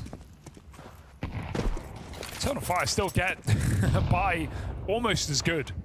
It's lacking the nades. But you don't need nades when you got entries, and Xantares looks to wake into the second map after a bit of an underwhelming opener.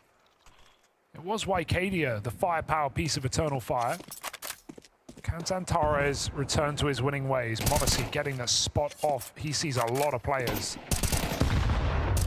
Nice call. Yeah, that's a lovely double out of m0NESY. It's already G2 in a strong position as this retake starts before that bomb is planted. Malbs just taking heads off. And that leaves it only on Woxic. It's a beautiful A-site hold versus the Force Buy. It's not even close here. Nothing worth celebrating for Eternal Fire.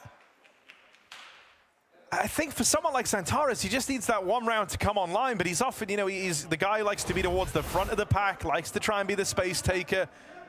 But that's leaving him the first to fall so often here, as he just can't seem to get to that same level we've seen from him across the rest of the tournament.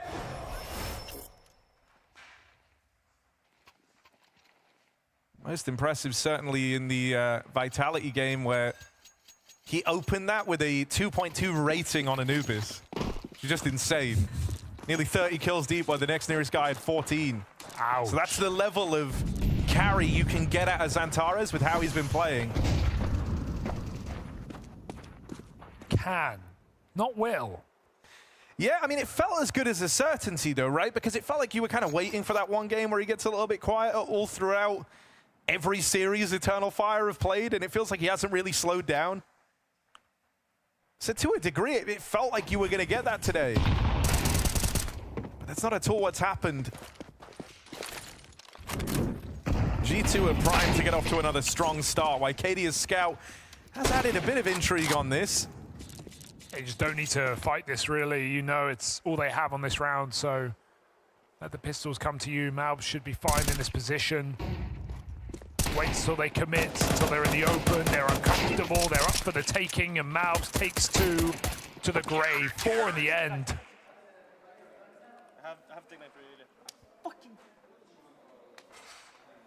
Energy looks good for G2, despite dropping the ball in the first map, but it wouldn't be G2 unless they made it entertaining. I have first one, guys. I will run. Content with the content. But they'll need to do it across Dust 2 and Nuke.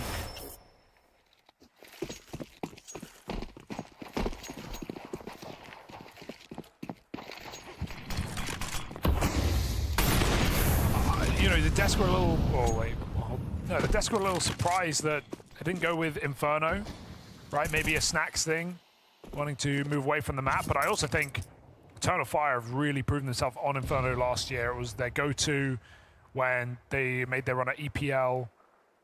Even in the Copenhagen major, actually had some legit wins on it. So with Nico gone, and with Eternal Fire liking that third map, I can't really blame G2 for going for something a little more, or just anything else really. I can't blame them for moving away from that as a decider in the series. This one definitely should be G2's. You could make that same case for Anubis with the 7-0 start. Oh, Heavy God. Pressured as they make their way up through long, but he's not one to crumble. Heavy God. Nice. Locking in the long side buys time for Malbs MD to move over. Bomb out in no man's land at Eternal Fire. This has got a very serious deja vu to Anubis with the first rifle round immediately falling apart. They're hoping so. They went 7-0 down there to start, and so this one will just be the save for Xantares and Maja. As G2 continue to rack up rounds on the CT side. Something that is a bit of an X factor here. Malbs got warmed up down the second half of that Anubis game. He certainly brought that same ferocity here to open up Dust 2. And when you look at, you know, the spots he's in, the angles, and how he gets to fight inside of this A site, it feels so right for him. It's a lot of those finicky headshot angles that Malbs is all about. Yeah, where even though you're the CT, you're often the initiator. You get to choose whether you want to commit to catwalk or whether you want to play on ramp, default. You're taking the swings into them.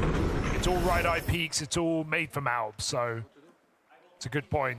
It's going to be lethal on the CT side.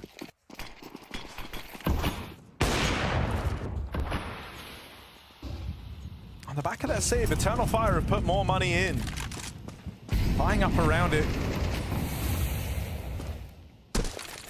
They know this Woxy Corp is occupying middle, and so G2 aren't keen on giving fights over here. Kind of just forces the B hit, though. Look at their nades. They have just one full set and some scraps. So into B they go.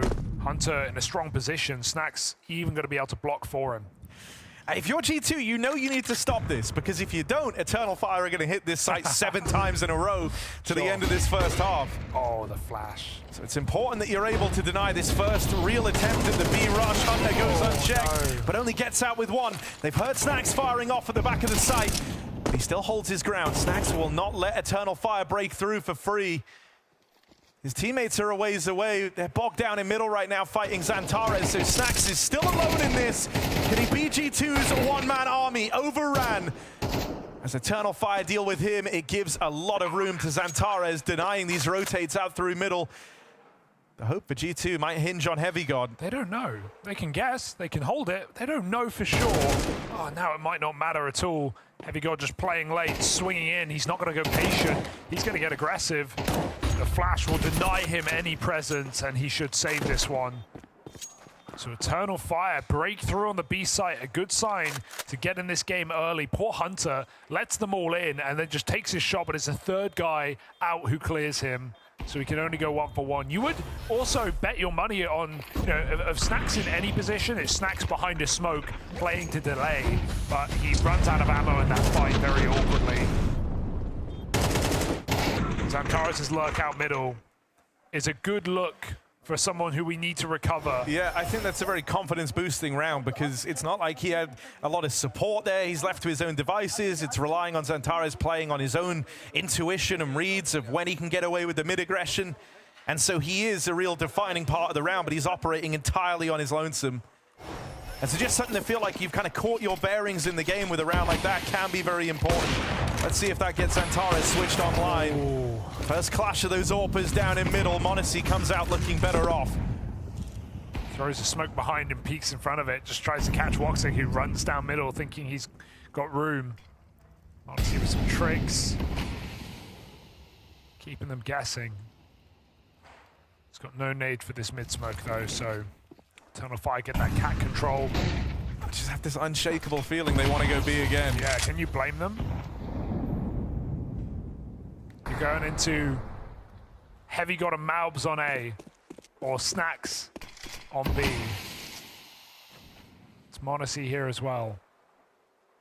Pulled back from his mid pick, looking to help out on this defense.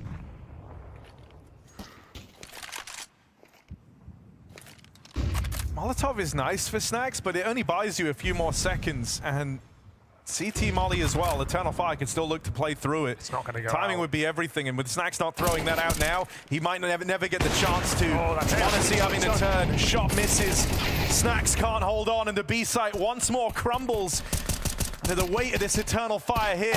Magic lurk out through middle. That's not a fight he had to give away. On numbers alone, I think G2 would have looked to save here, but now they leveled the playing field. A 3v3. Woxic's desperate to try and tip the scales back the other way, but Malbs will find him. This could get out of hand now.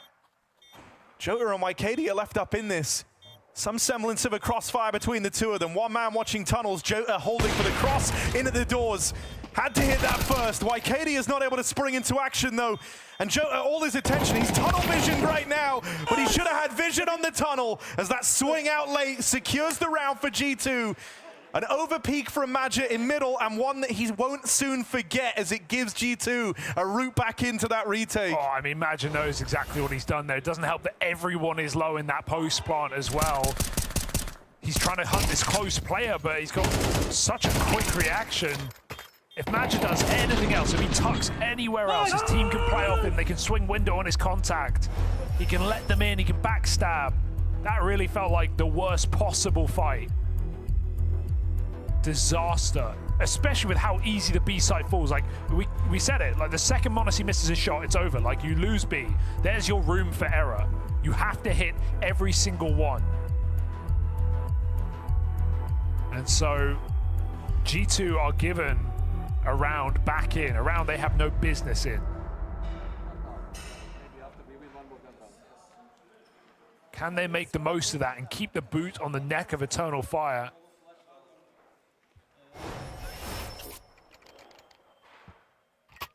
It's another B spawn. Yeah, it shouldn't. I mean, you're not going to B rush, surely. That's crazy. Double AWP as well. Oof. There's something. They forgot the bomb. There's always one. There's always one, Harry. It's not that hard. Pick it up. Leave it outside the site. That helps nobody. Yeah, they are all moving away from it too. And then when we hit like 40 seconds, someone's going to go, God damn it, I got to go back. I guess it's me, huh?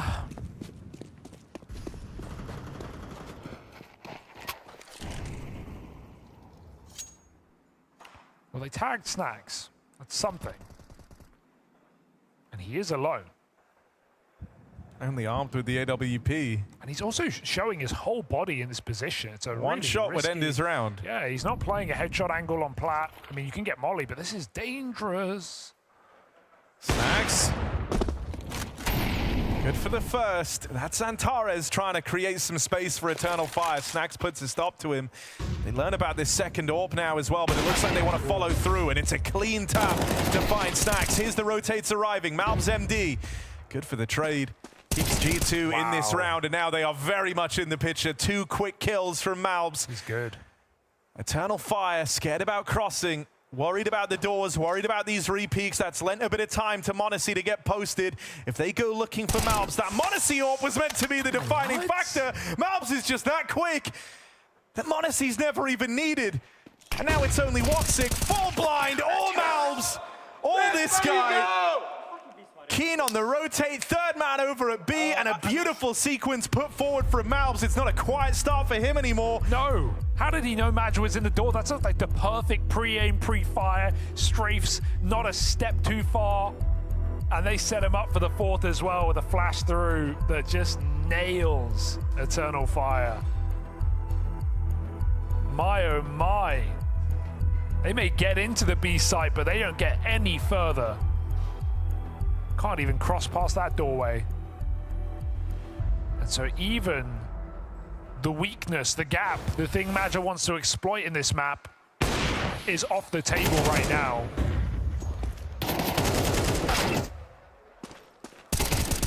And I think, you know, this is, we opened up this series talking about how good Xantares has been, how his absence on the first map was felt, but it's impressive that Eternal Fire won without him. Here on Dust 2, they desperately need that man to be getting them openers. It's not been Woxic on the AWP thus far.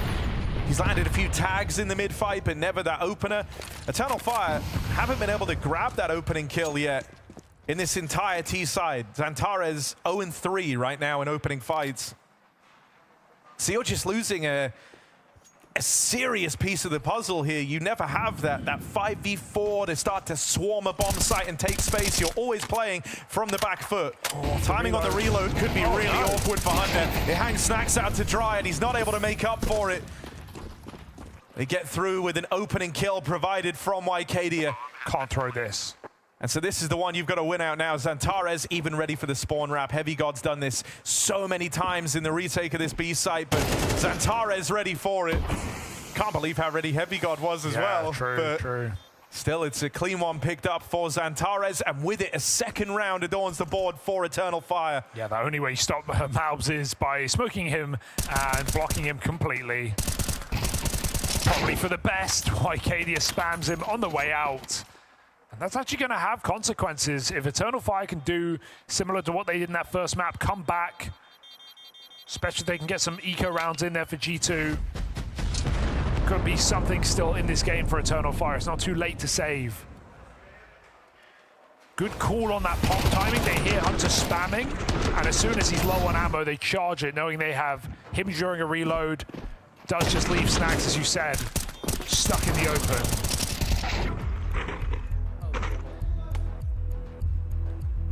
It's an annoying round to lose. What's that, 4 in a row on the B site? Maybe 5? It's been a lot of them.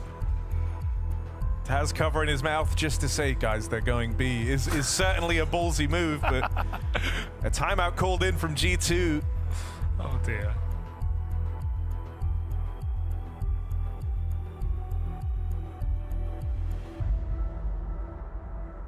They felt the mistake once already of letting Eternal Fire back in. It was 7-0 on Anubis to open up.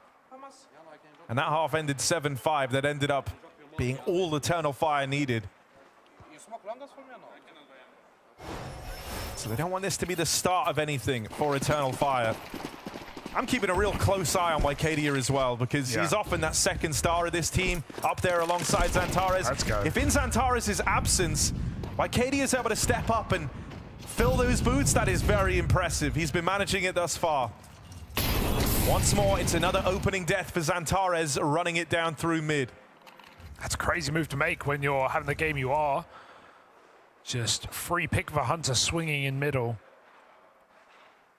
m0NESY is pushed back by the Molotov. And Eternal Fire get the catwalk control. They're looking for something different now. An A split. Heavy God has a fantastic position. I fear that they won't clear this at this point in the game. And this could be the round on this multi-kill. Eternal Fire creep through.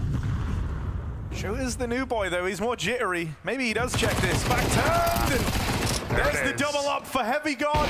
Missed shot for Woxic. That MP9 goes hunting.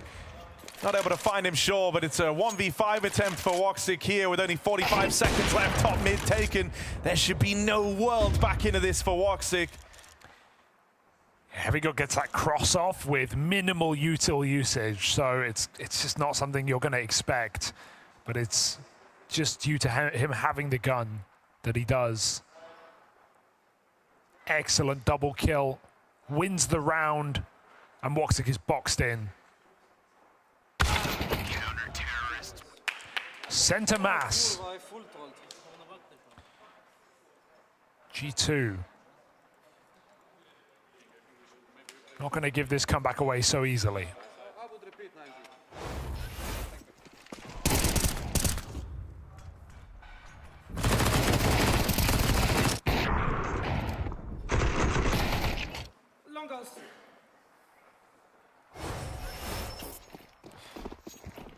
Fought himself from hitting the table there. Long rush. No one's home. Yeah, they have great spacing on this at least. Getting all the way up through the long doors. Heavy was late to long side, and in the meantime, G2 played triple middle. This means G2 will have all the info. Hunt is even making sure of that, pushing in through lower tunnels. He's going to confirm that there's no one over towards B. And so at this point, G2 know exactly where Eternal Fire are.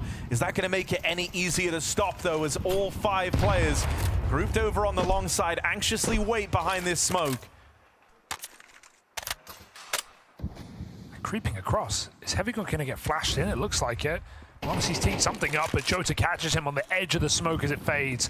Monacy now needs to hit something magical. He is the only defender at this bomb site. Even Mouth's getting pushed out by Molotovs. Hunters come up through the smoke, but they know it, so they just chase him down while they have the cover of the fire.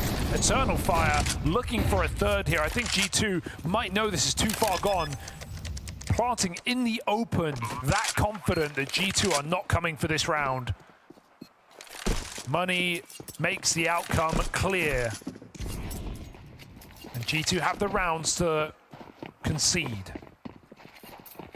This is perfectly fine. Eternal Fire, okay, they get lucky on spawns, and they make the most of it.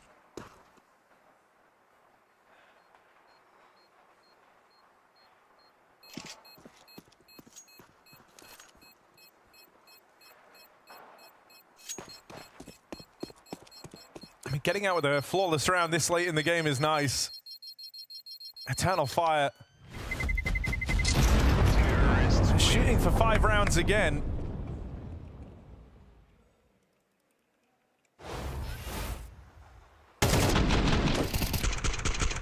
And it's been a bit back and forth over the last couple, so the save was important for G2. Daz didn't look happy, so he wants his time to get involved here. Both these squads being very liberal with the pauses. Yeah, and I mean, true. I think it speaks to how close this series has felt. Yeah. Had them all burned on Anubis, looking to do the same on Dust 2.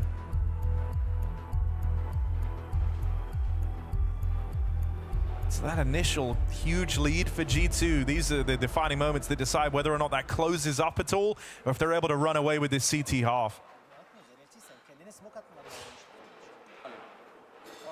I will drop you Nikita here.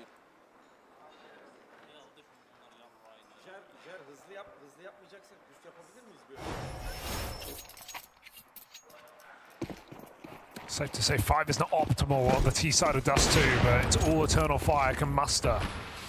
It is their best case scenario. Ooh. Oh, are they going to go back to long again? This is so wild. They get past Hunter, Jota and Zantares. Lights out openings. And so it might have been a triple stack there for G2. They might have had the read, the resources in the right place, but it still might not come to matter as Eternal Fire pulverize their way through that triple long hold. Monacy with the AWP. Has support, Snacks here as well. Learn about the short wrap, and Monacy's in a box. Has to try and get out of there with this AWP, as it's the only thing G2 are going to have heading into round 12. And again, they're hunting. They're hunting before he's saving. They're in the B bomb site. Monacy is in a box, and Eternal Fire are trying to once again come back in this matchup. Jota absolutely proving his worth in a hyper important game right now. He's had a lot of key entries alongside Xantares. Him and Xantares going in 1 and 2. Again, back-to-back rounds. It's those two of the entries. Jota trades Xantares when Malb swings out long. He's had some great shots in this game.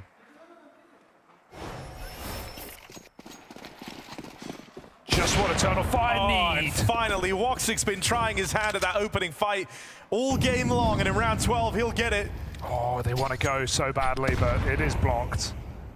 And there's more where that came from with Malbs and lower. Mollied, flashed. Good luck.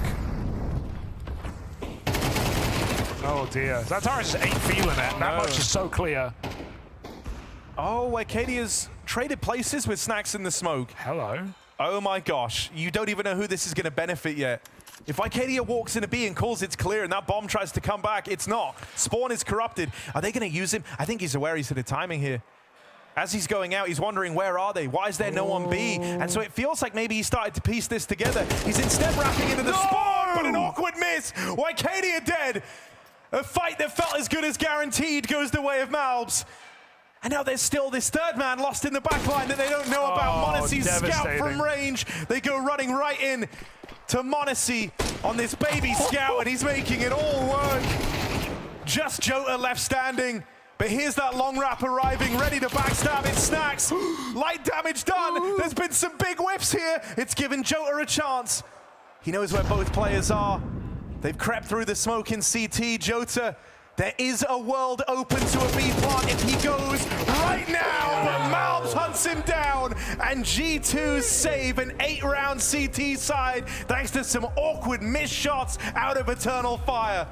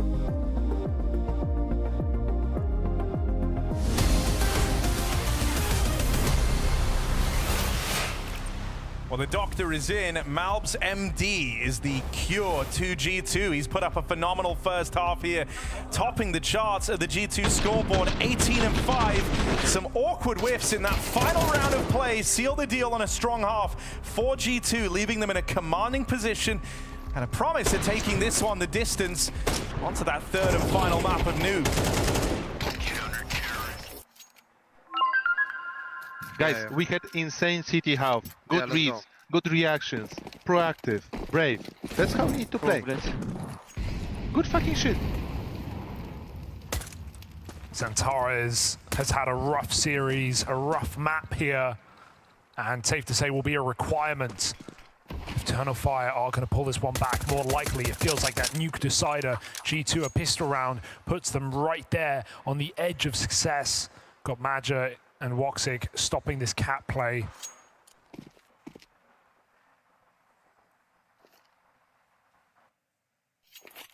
Keep it simple for G2. Smoke flash, execute.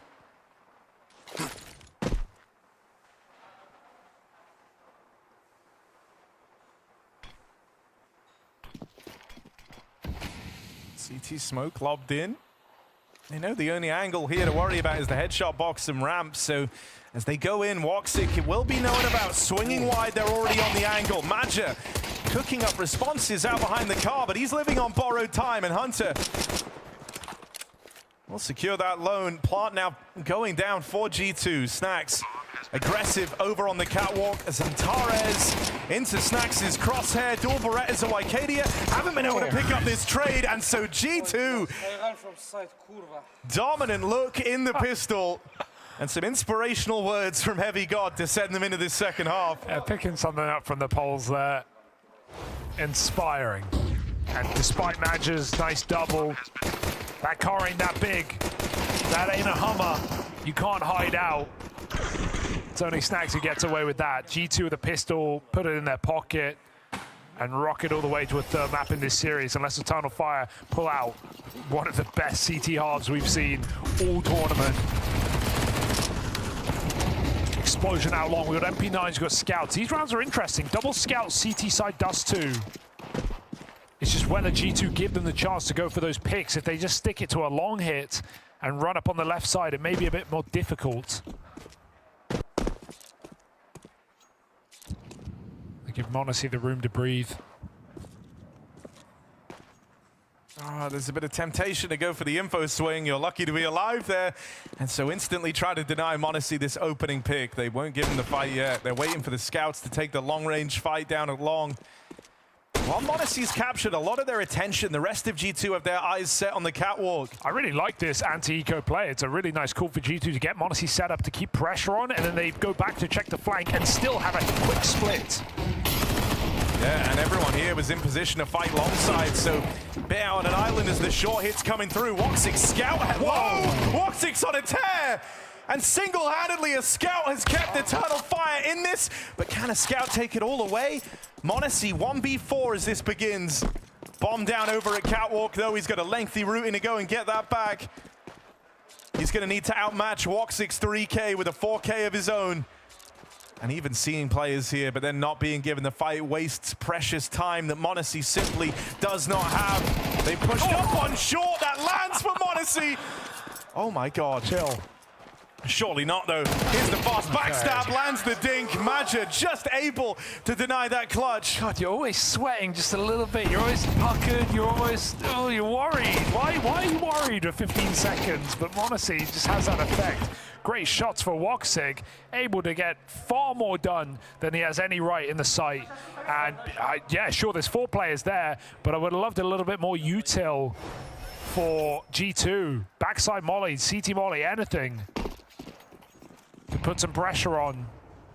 The call is nice. I actually don't think the call is awful. It's just excellent shots for Woxic, and they all get scrambled on who they're fighting.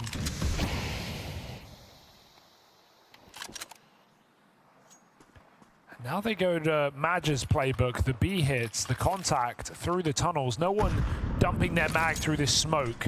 Makes me nervous that it's Wicadia up close. He's going to be lost in this lurk smoke, playing over the top of it. It's Maja meant to cover on this Galil.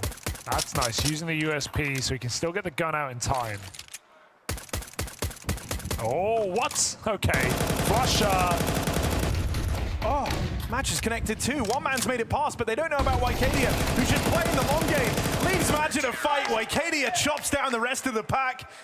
And that one, that bait and switch, works wonders for Eternal Fire. That's cheeky for Madger. I mean, we saw the exact opposite. What happens when you dump your mag through that smoke and then they explode on the contact? Sure, the kill helps, but even without it, Wakadi can also call, hey, you've hit someone. You've got damage. I know they're coming through that smoke. Guns out, B's defended, Bosh. Eternal Fire, one step in the right direction.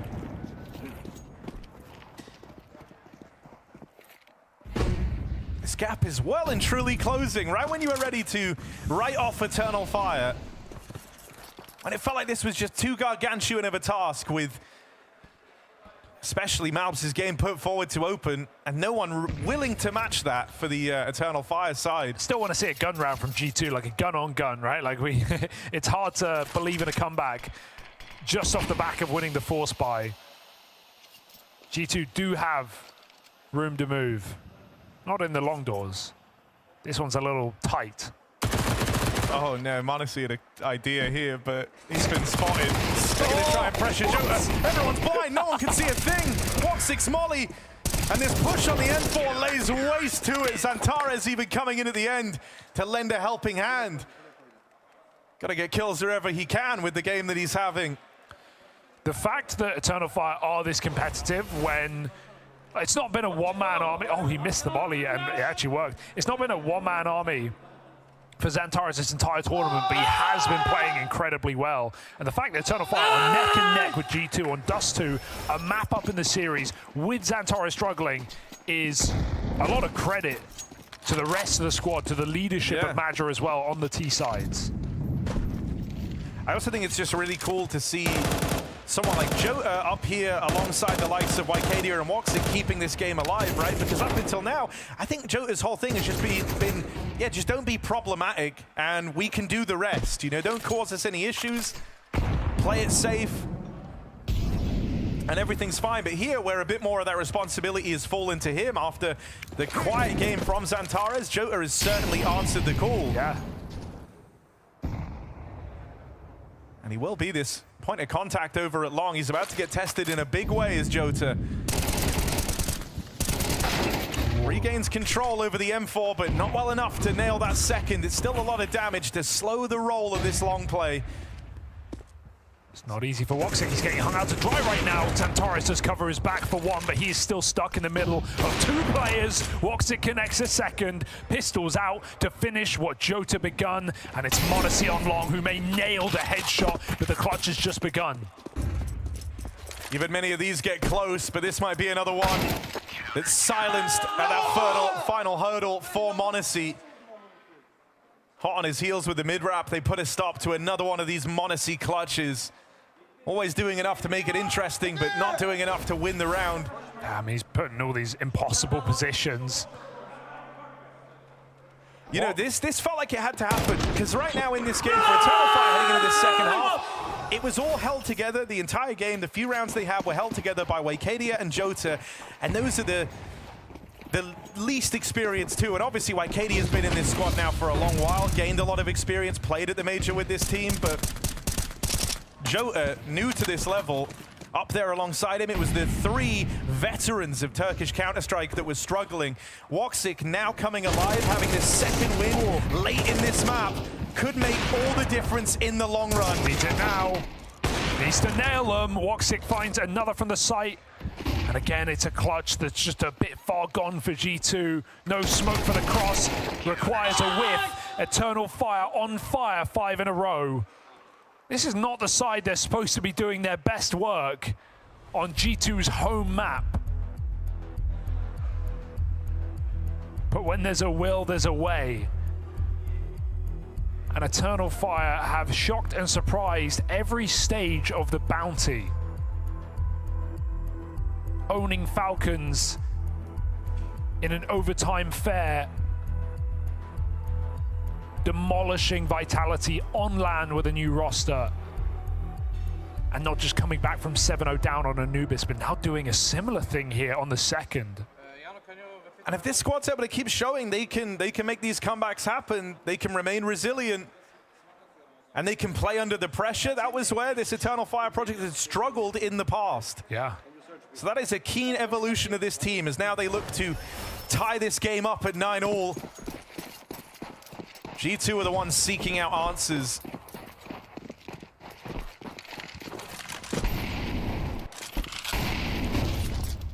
Alps was 19-5 coming into this second half. Oh, wow. Yeah.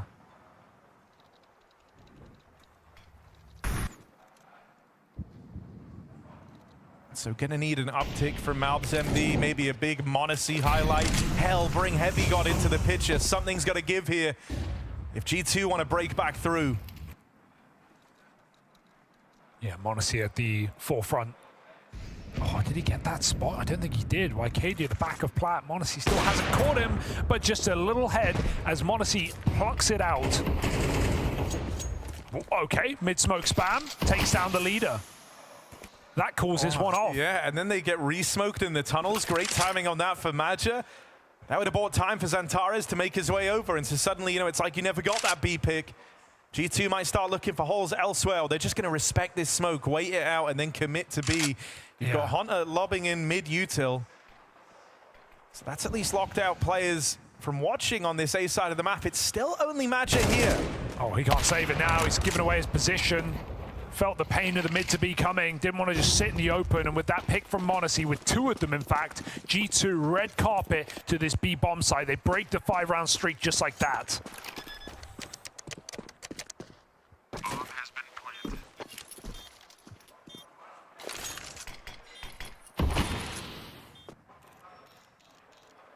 A reassuring round to remind us of the firepower of G2.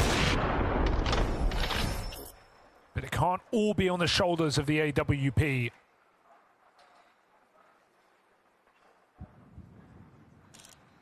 And I think this could prime us for a fun kind of cat and mouse game between Woxic and Monacy as this one drags on. If that AWP's going to keep being influential for the G2 half, it's going to fall to Woxic to start making some of his plays. And he does have some openers here on Dust 2. Seen him like to try his hand at the cat fight. I don't want him fighting mid-CT like peeking suicide, because that is suicide against Monacy. I think we can do like this, that we're gonna send you out long. If they're not gonna fight long, just go towards B again, boys, okay? Ooh. Run it back, baby. Snacks with a page out of Maja's strap book. Let's just go B, but again. Good call. Definitely a good call. Yeah, the I mean, A splits have not been happening. Now, last round, it's helped out a lot, though, catching Wycadia in at back plat. Oh, that's a wild opener out of Heavy God. Barreling through the long doors. He's immediately caused a big problem for Eternal Fire. And as they chomp down on that opening pick, as they start to scramble bodies back over towards A, that B site is left open. Heavy God has done his job in this round. And Eternal Fire have fallen for it, hook, line, and sinker. They need to re-clear this as soon as possible. If they actually want to play this round, I mean, it might just be a save as soon as the B util comes in. G2 is still contact. Eternal Fire don't know. The whole map is quiet. This feels predictable, and, well, they find out the hard way. Maja still interested in putting some pressure on this B bomb site, but I don't know about this one, Chief. It might just have to be to give up for Eternal Fire. Try and run it back in the next. It's so annoying because they have money, but positionally, it was just not going to happen. Very basic call, but when you got the firepower behind it to find a 5v4, it looks easy for G2.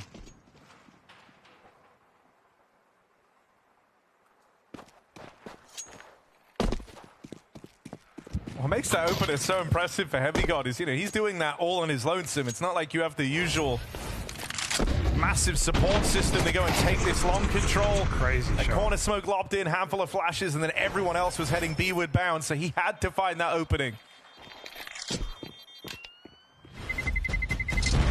G2 back to their winning ways. Nuke would just be so exciting between these teams right now, I think. Malbs is such an exciting player to watch on that map, and also if there were a time, I'm still hanging on to it, that Xantares could recover. I'm thinking Nuke Yard on the T side. His cross is the secret. The fakes through the smoke on the main split. These are the things Eternal Fire make it very entertaining. No more timeouts now. Yeah, and Dust 2 thus far, right? We've talked about it for Eternal Fire. You've been leaning heavily on Jota and Wycadia. Woxic starting to throw his name into it as this is raged on, but if there ever was a time, Xantares, it's now. Now they need you. The rest of the gang have kept you in this game long enough.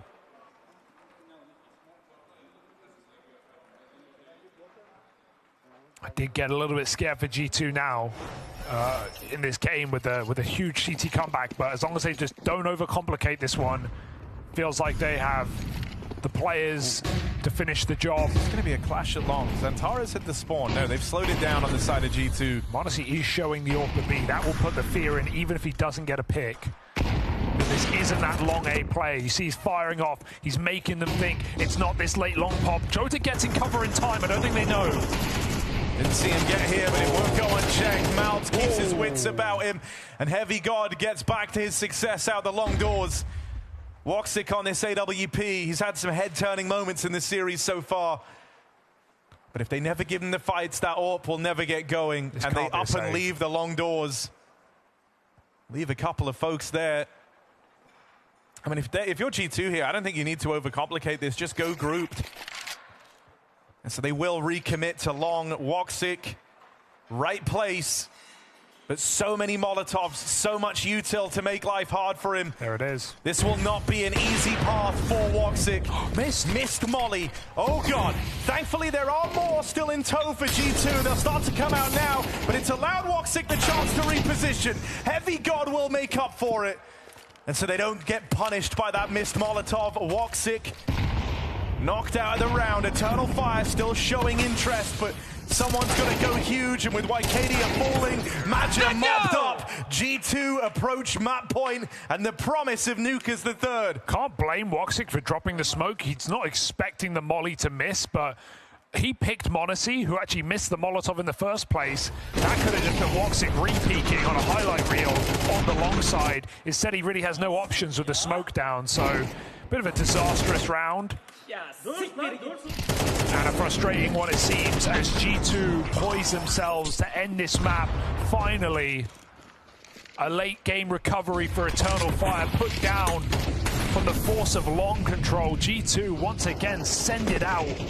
They get into pit with no problem. These are some of the opening moves we were talking about Woxic likes to make, right? Finally tries his hand at the wide cat swing, and it's one hell of a reward. You find snacks for free down in Suicide. That's a opener secured and no chance to trade it. G2, there might be a few more twists and turns in this one unless they've got an answer in this 3v5. Oh yeah, re-smoke's good. Oh, try and get across, but Xantares still has this gap. Still has this hole to try and fight through. Hunter making moves, making plays, and Malbs there alongside him. A 3v5 with 3 still standing. G2's plant secured, and Hunter is pressing that advantage. Clean tap on the last man. Only Wycadia left. They got to line up for him here. Wycadia's still in with a chance if he can get past Malbs MD. And so Hunter now the man to beat. The aggression tapered off as he falls back onto the ramp. A phenomenal sequence from Hunter, brought this 3v5 back. But can he find that killing blow to get rid of Eternal Fire? Yes, he can. Nuke beckons G2 in as Hunter's prowess shines to send them to a third. G2 biting back, and the score, as Harry aptly said, will be settled on the deciding map of Nuke. Super stylish coming out of Malbs and m0NESY on this map, and a great ending from Hunter to send us to that third. Yeah, I felt like G2 didn't lose belief in themselves after what was a rough loss on Anubis coming into the second map. You could see again, and I hate to say it because I don't want to simplify it too much, but the firepower coming out from the G2 boys. There were so many playmakers in that game. Unfortunately for EF, again, not really warmed up into the game. I think they didn't play at their absolute best on Anubis, was Major also said coming into it. They couldn't really get it going here in Dust 2, so it still leaves a lot of question marks, I think, attached to EF so far for the night, but G2 remains alive, and so does the game.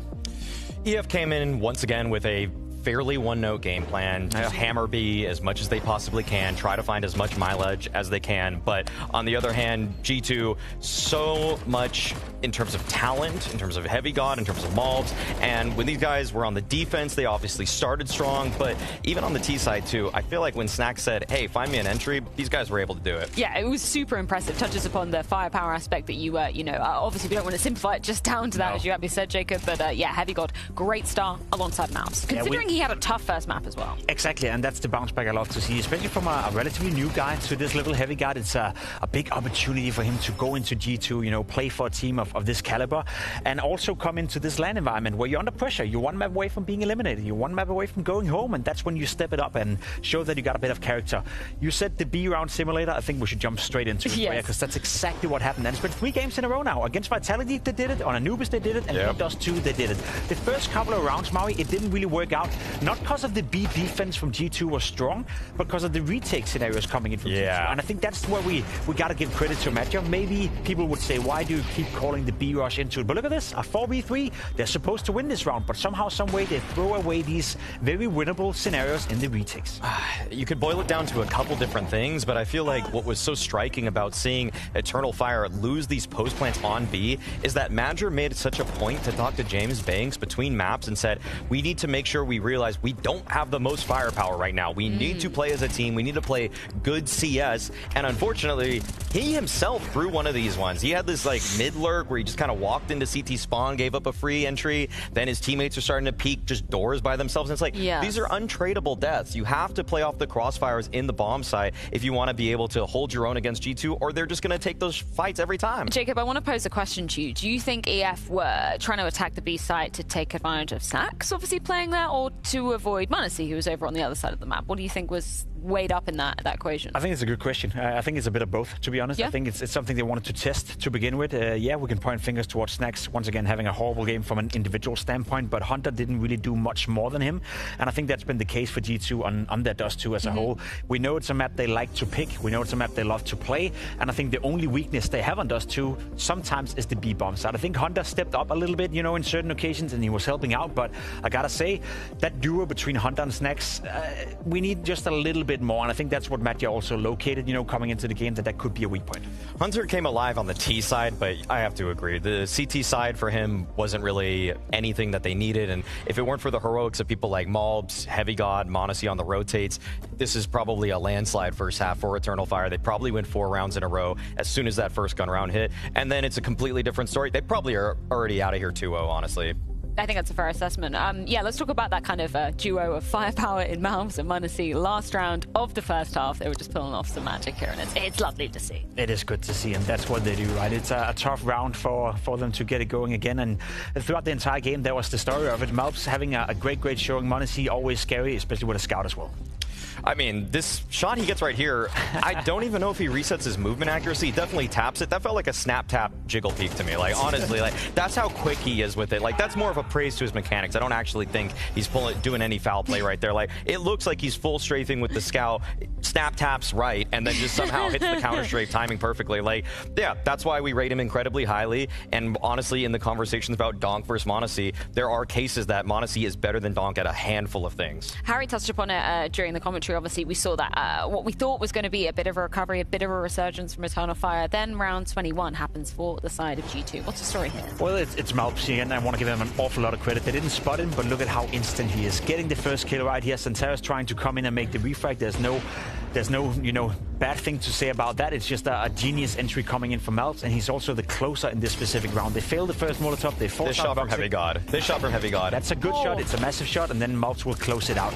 Now, that's where I kind of want to steer the conversation as well. For Malps to have such an impactful game, I think people look at the scoreboard, they think to themselves, yeah, he had a lot of kills throughout the game, but the retakes on towards that B bomb side in the first half, that was worth its own weight in gold. And then the T side entering coming in from Malps, which is what we know he's always been able to do for G2. It's world class, It's at a level where I'm willing to say Malps is playing world class Counter-Strike, and especially considering that he was nowhere to be found on Anubis.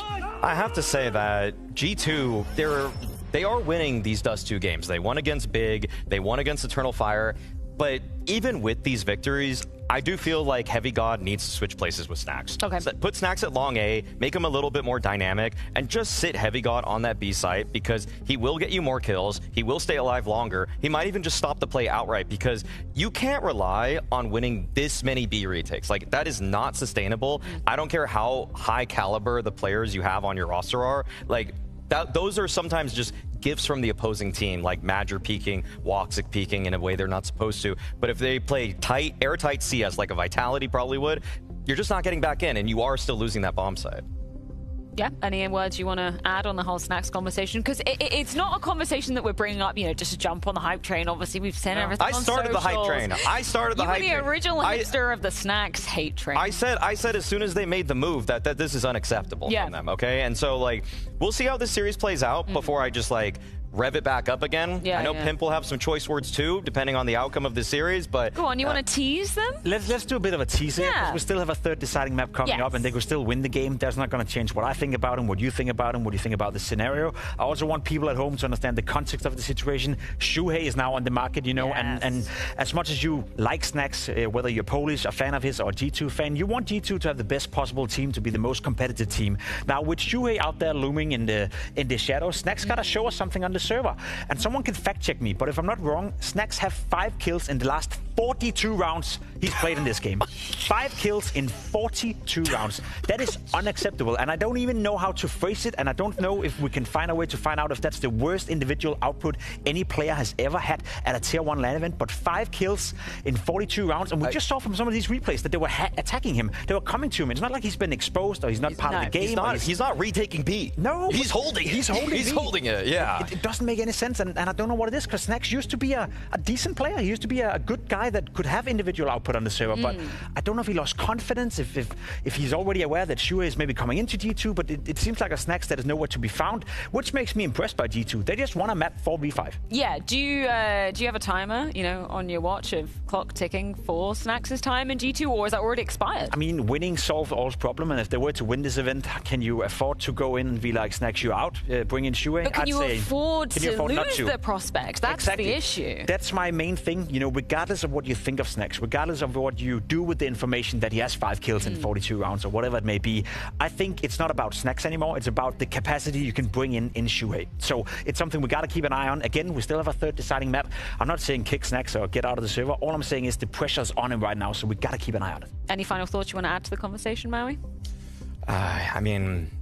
I'm starting to try to just have a more well-rounded view of Snacks, trying to see, is the calling good? I'm giving him moments where the calling was good in this game. I'm trying to give him fair shots in that capacity, but everybody told me he will be a better fragger than Hooksy. Statistically, he's worse now. Like, these maps, what he's showing here, like, Hooksy wouldn't even do this badly, okay? So that's out to all the Snacks lovers. That's out to Richard Lewis. Like, all you guys said he was going to be a better fragger. Like, I don't see it. Where do you see it? Do you guys see it somewhere? Well, I do see we have a third map awaiting on the horizon, but not before we jump things to a quick break. When we're back, Eternal Fire versus G2. The final map is going down on Nuke.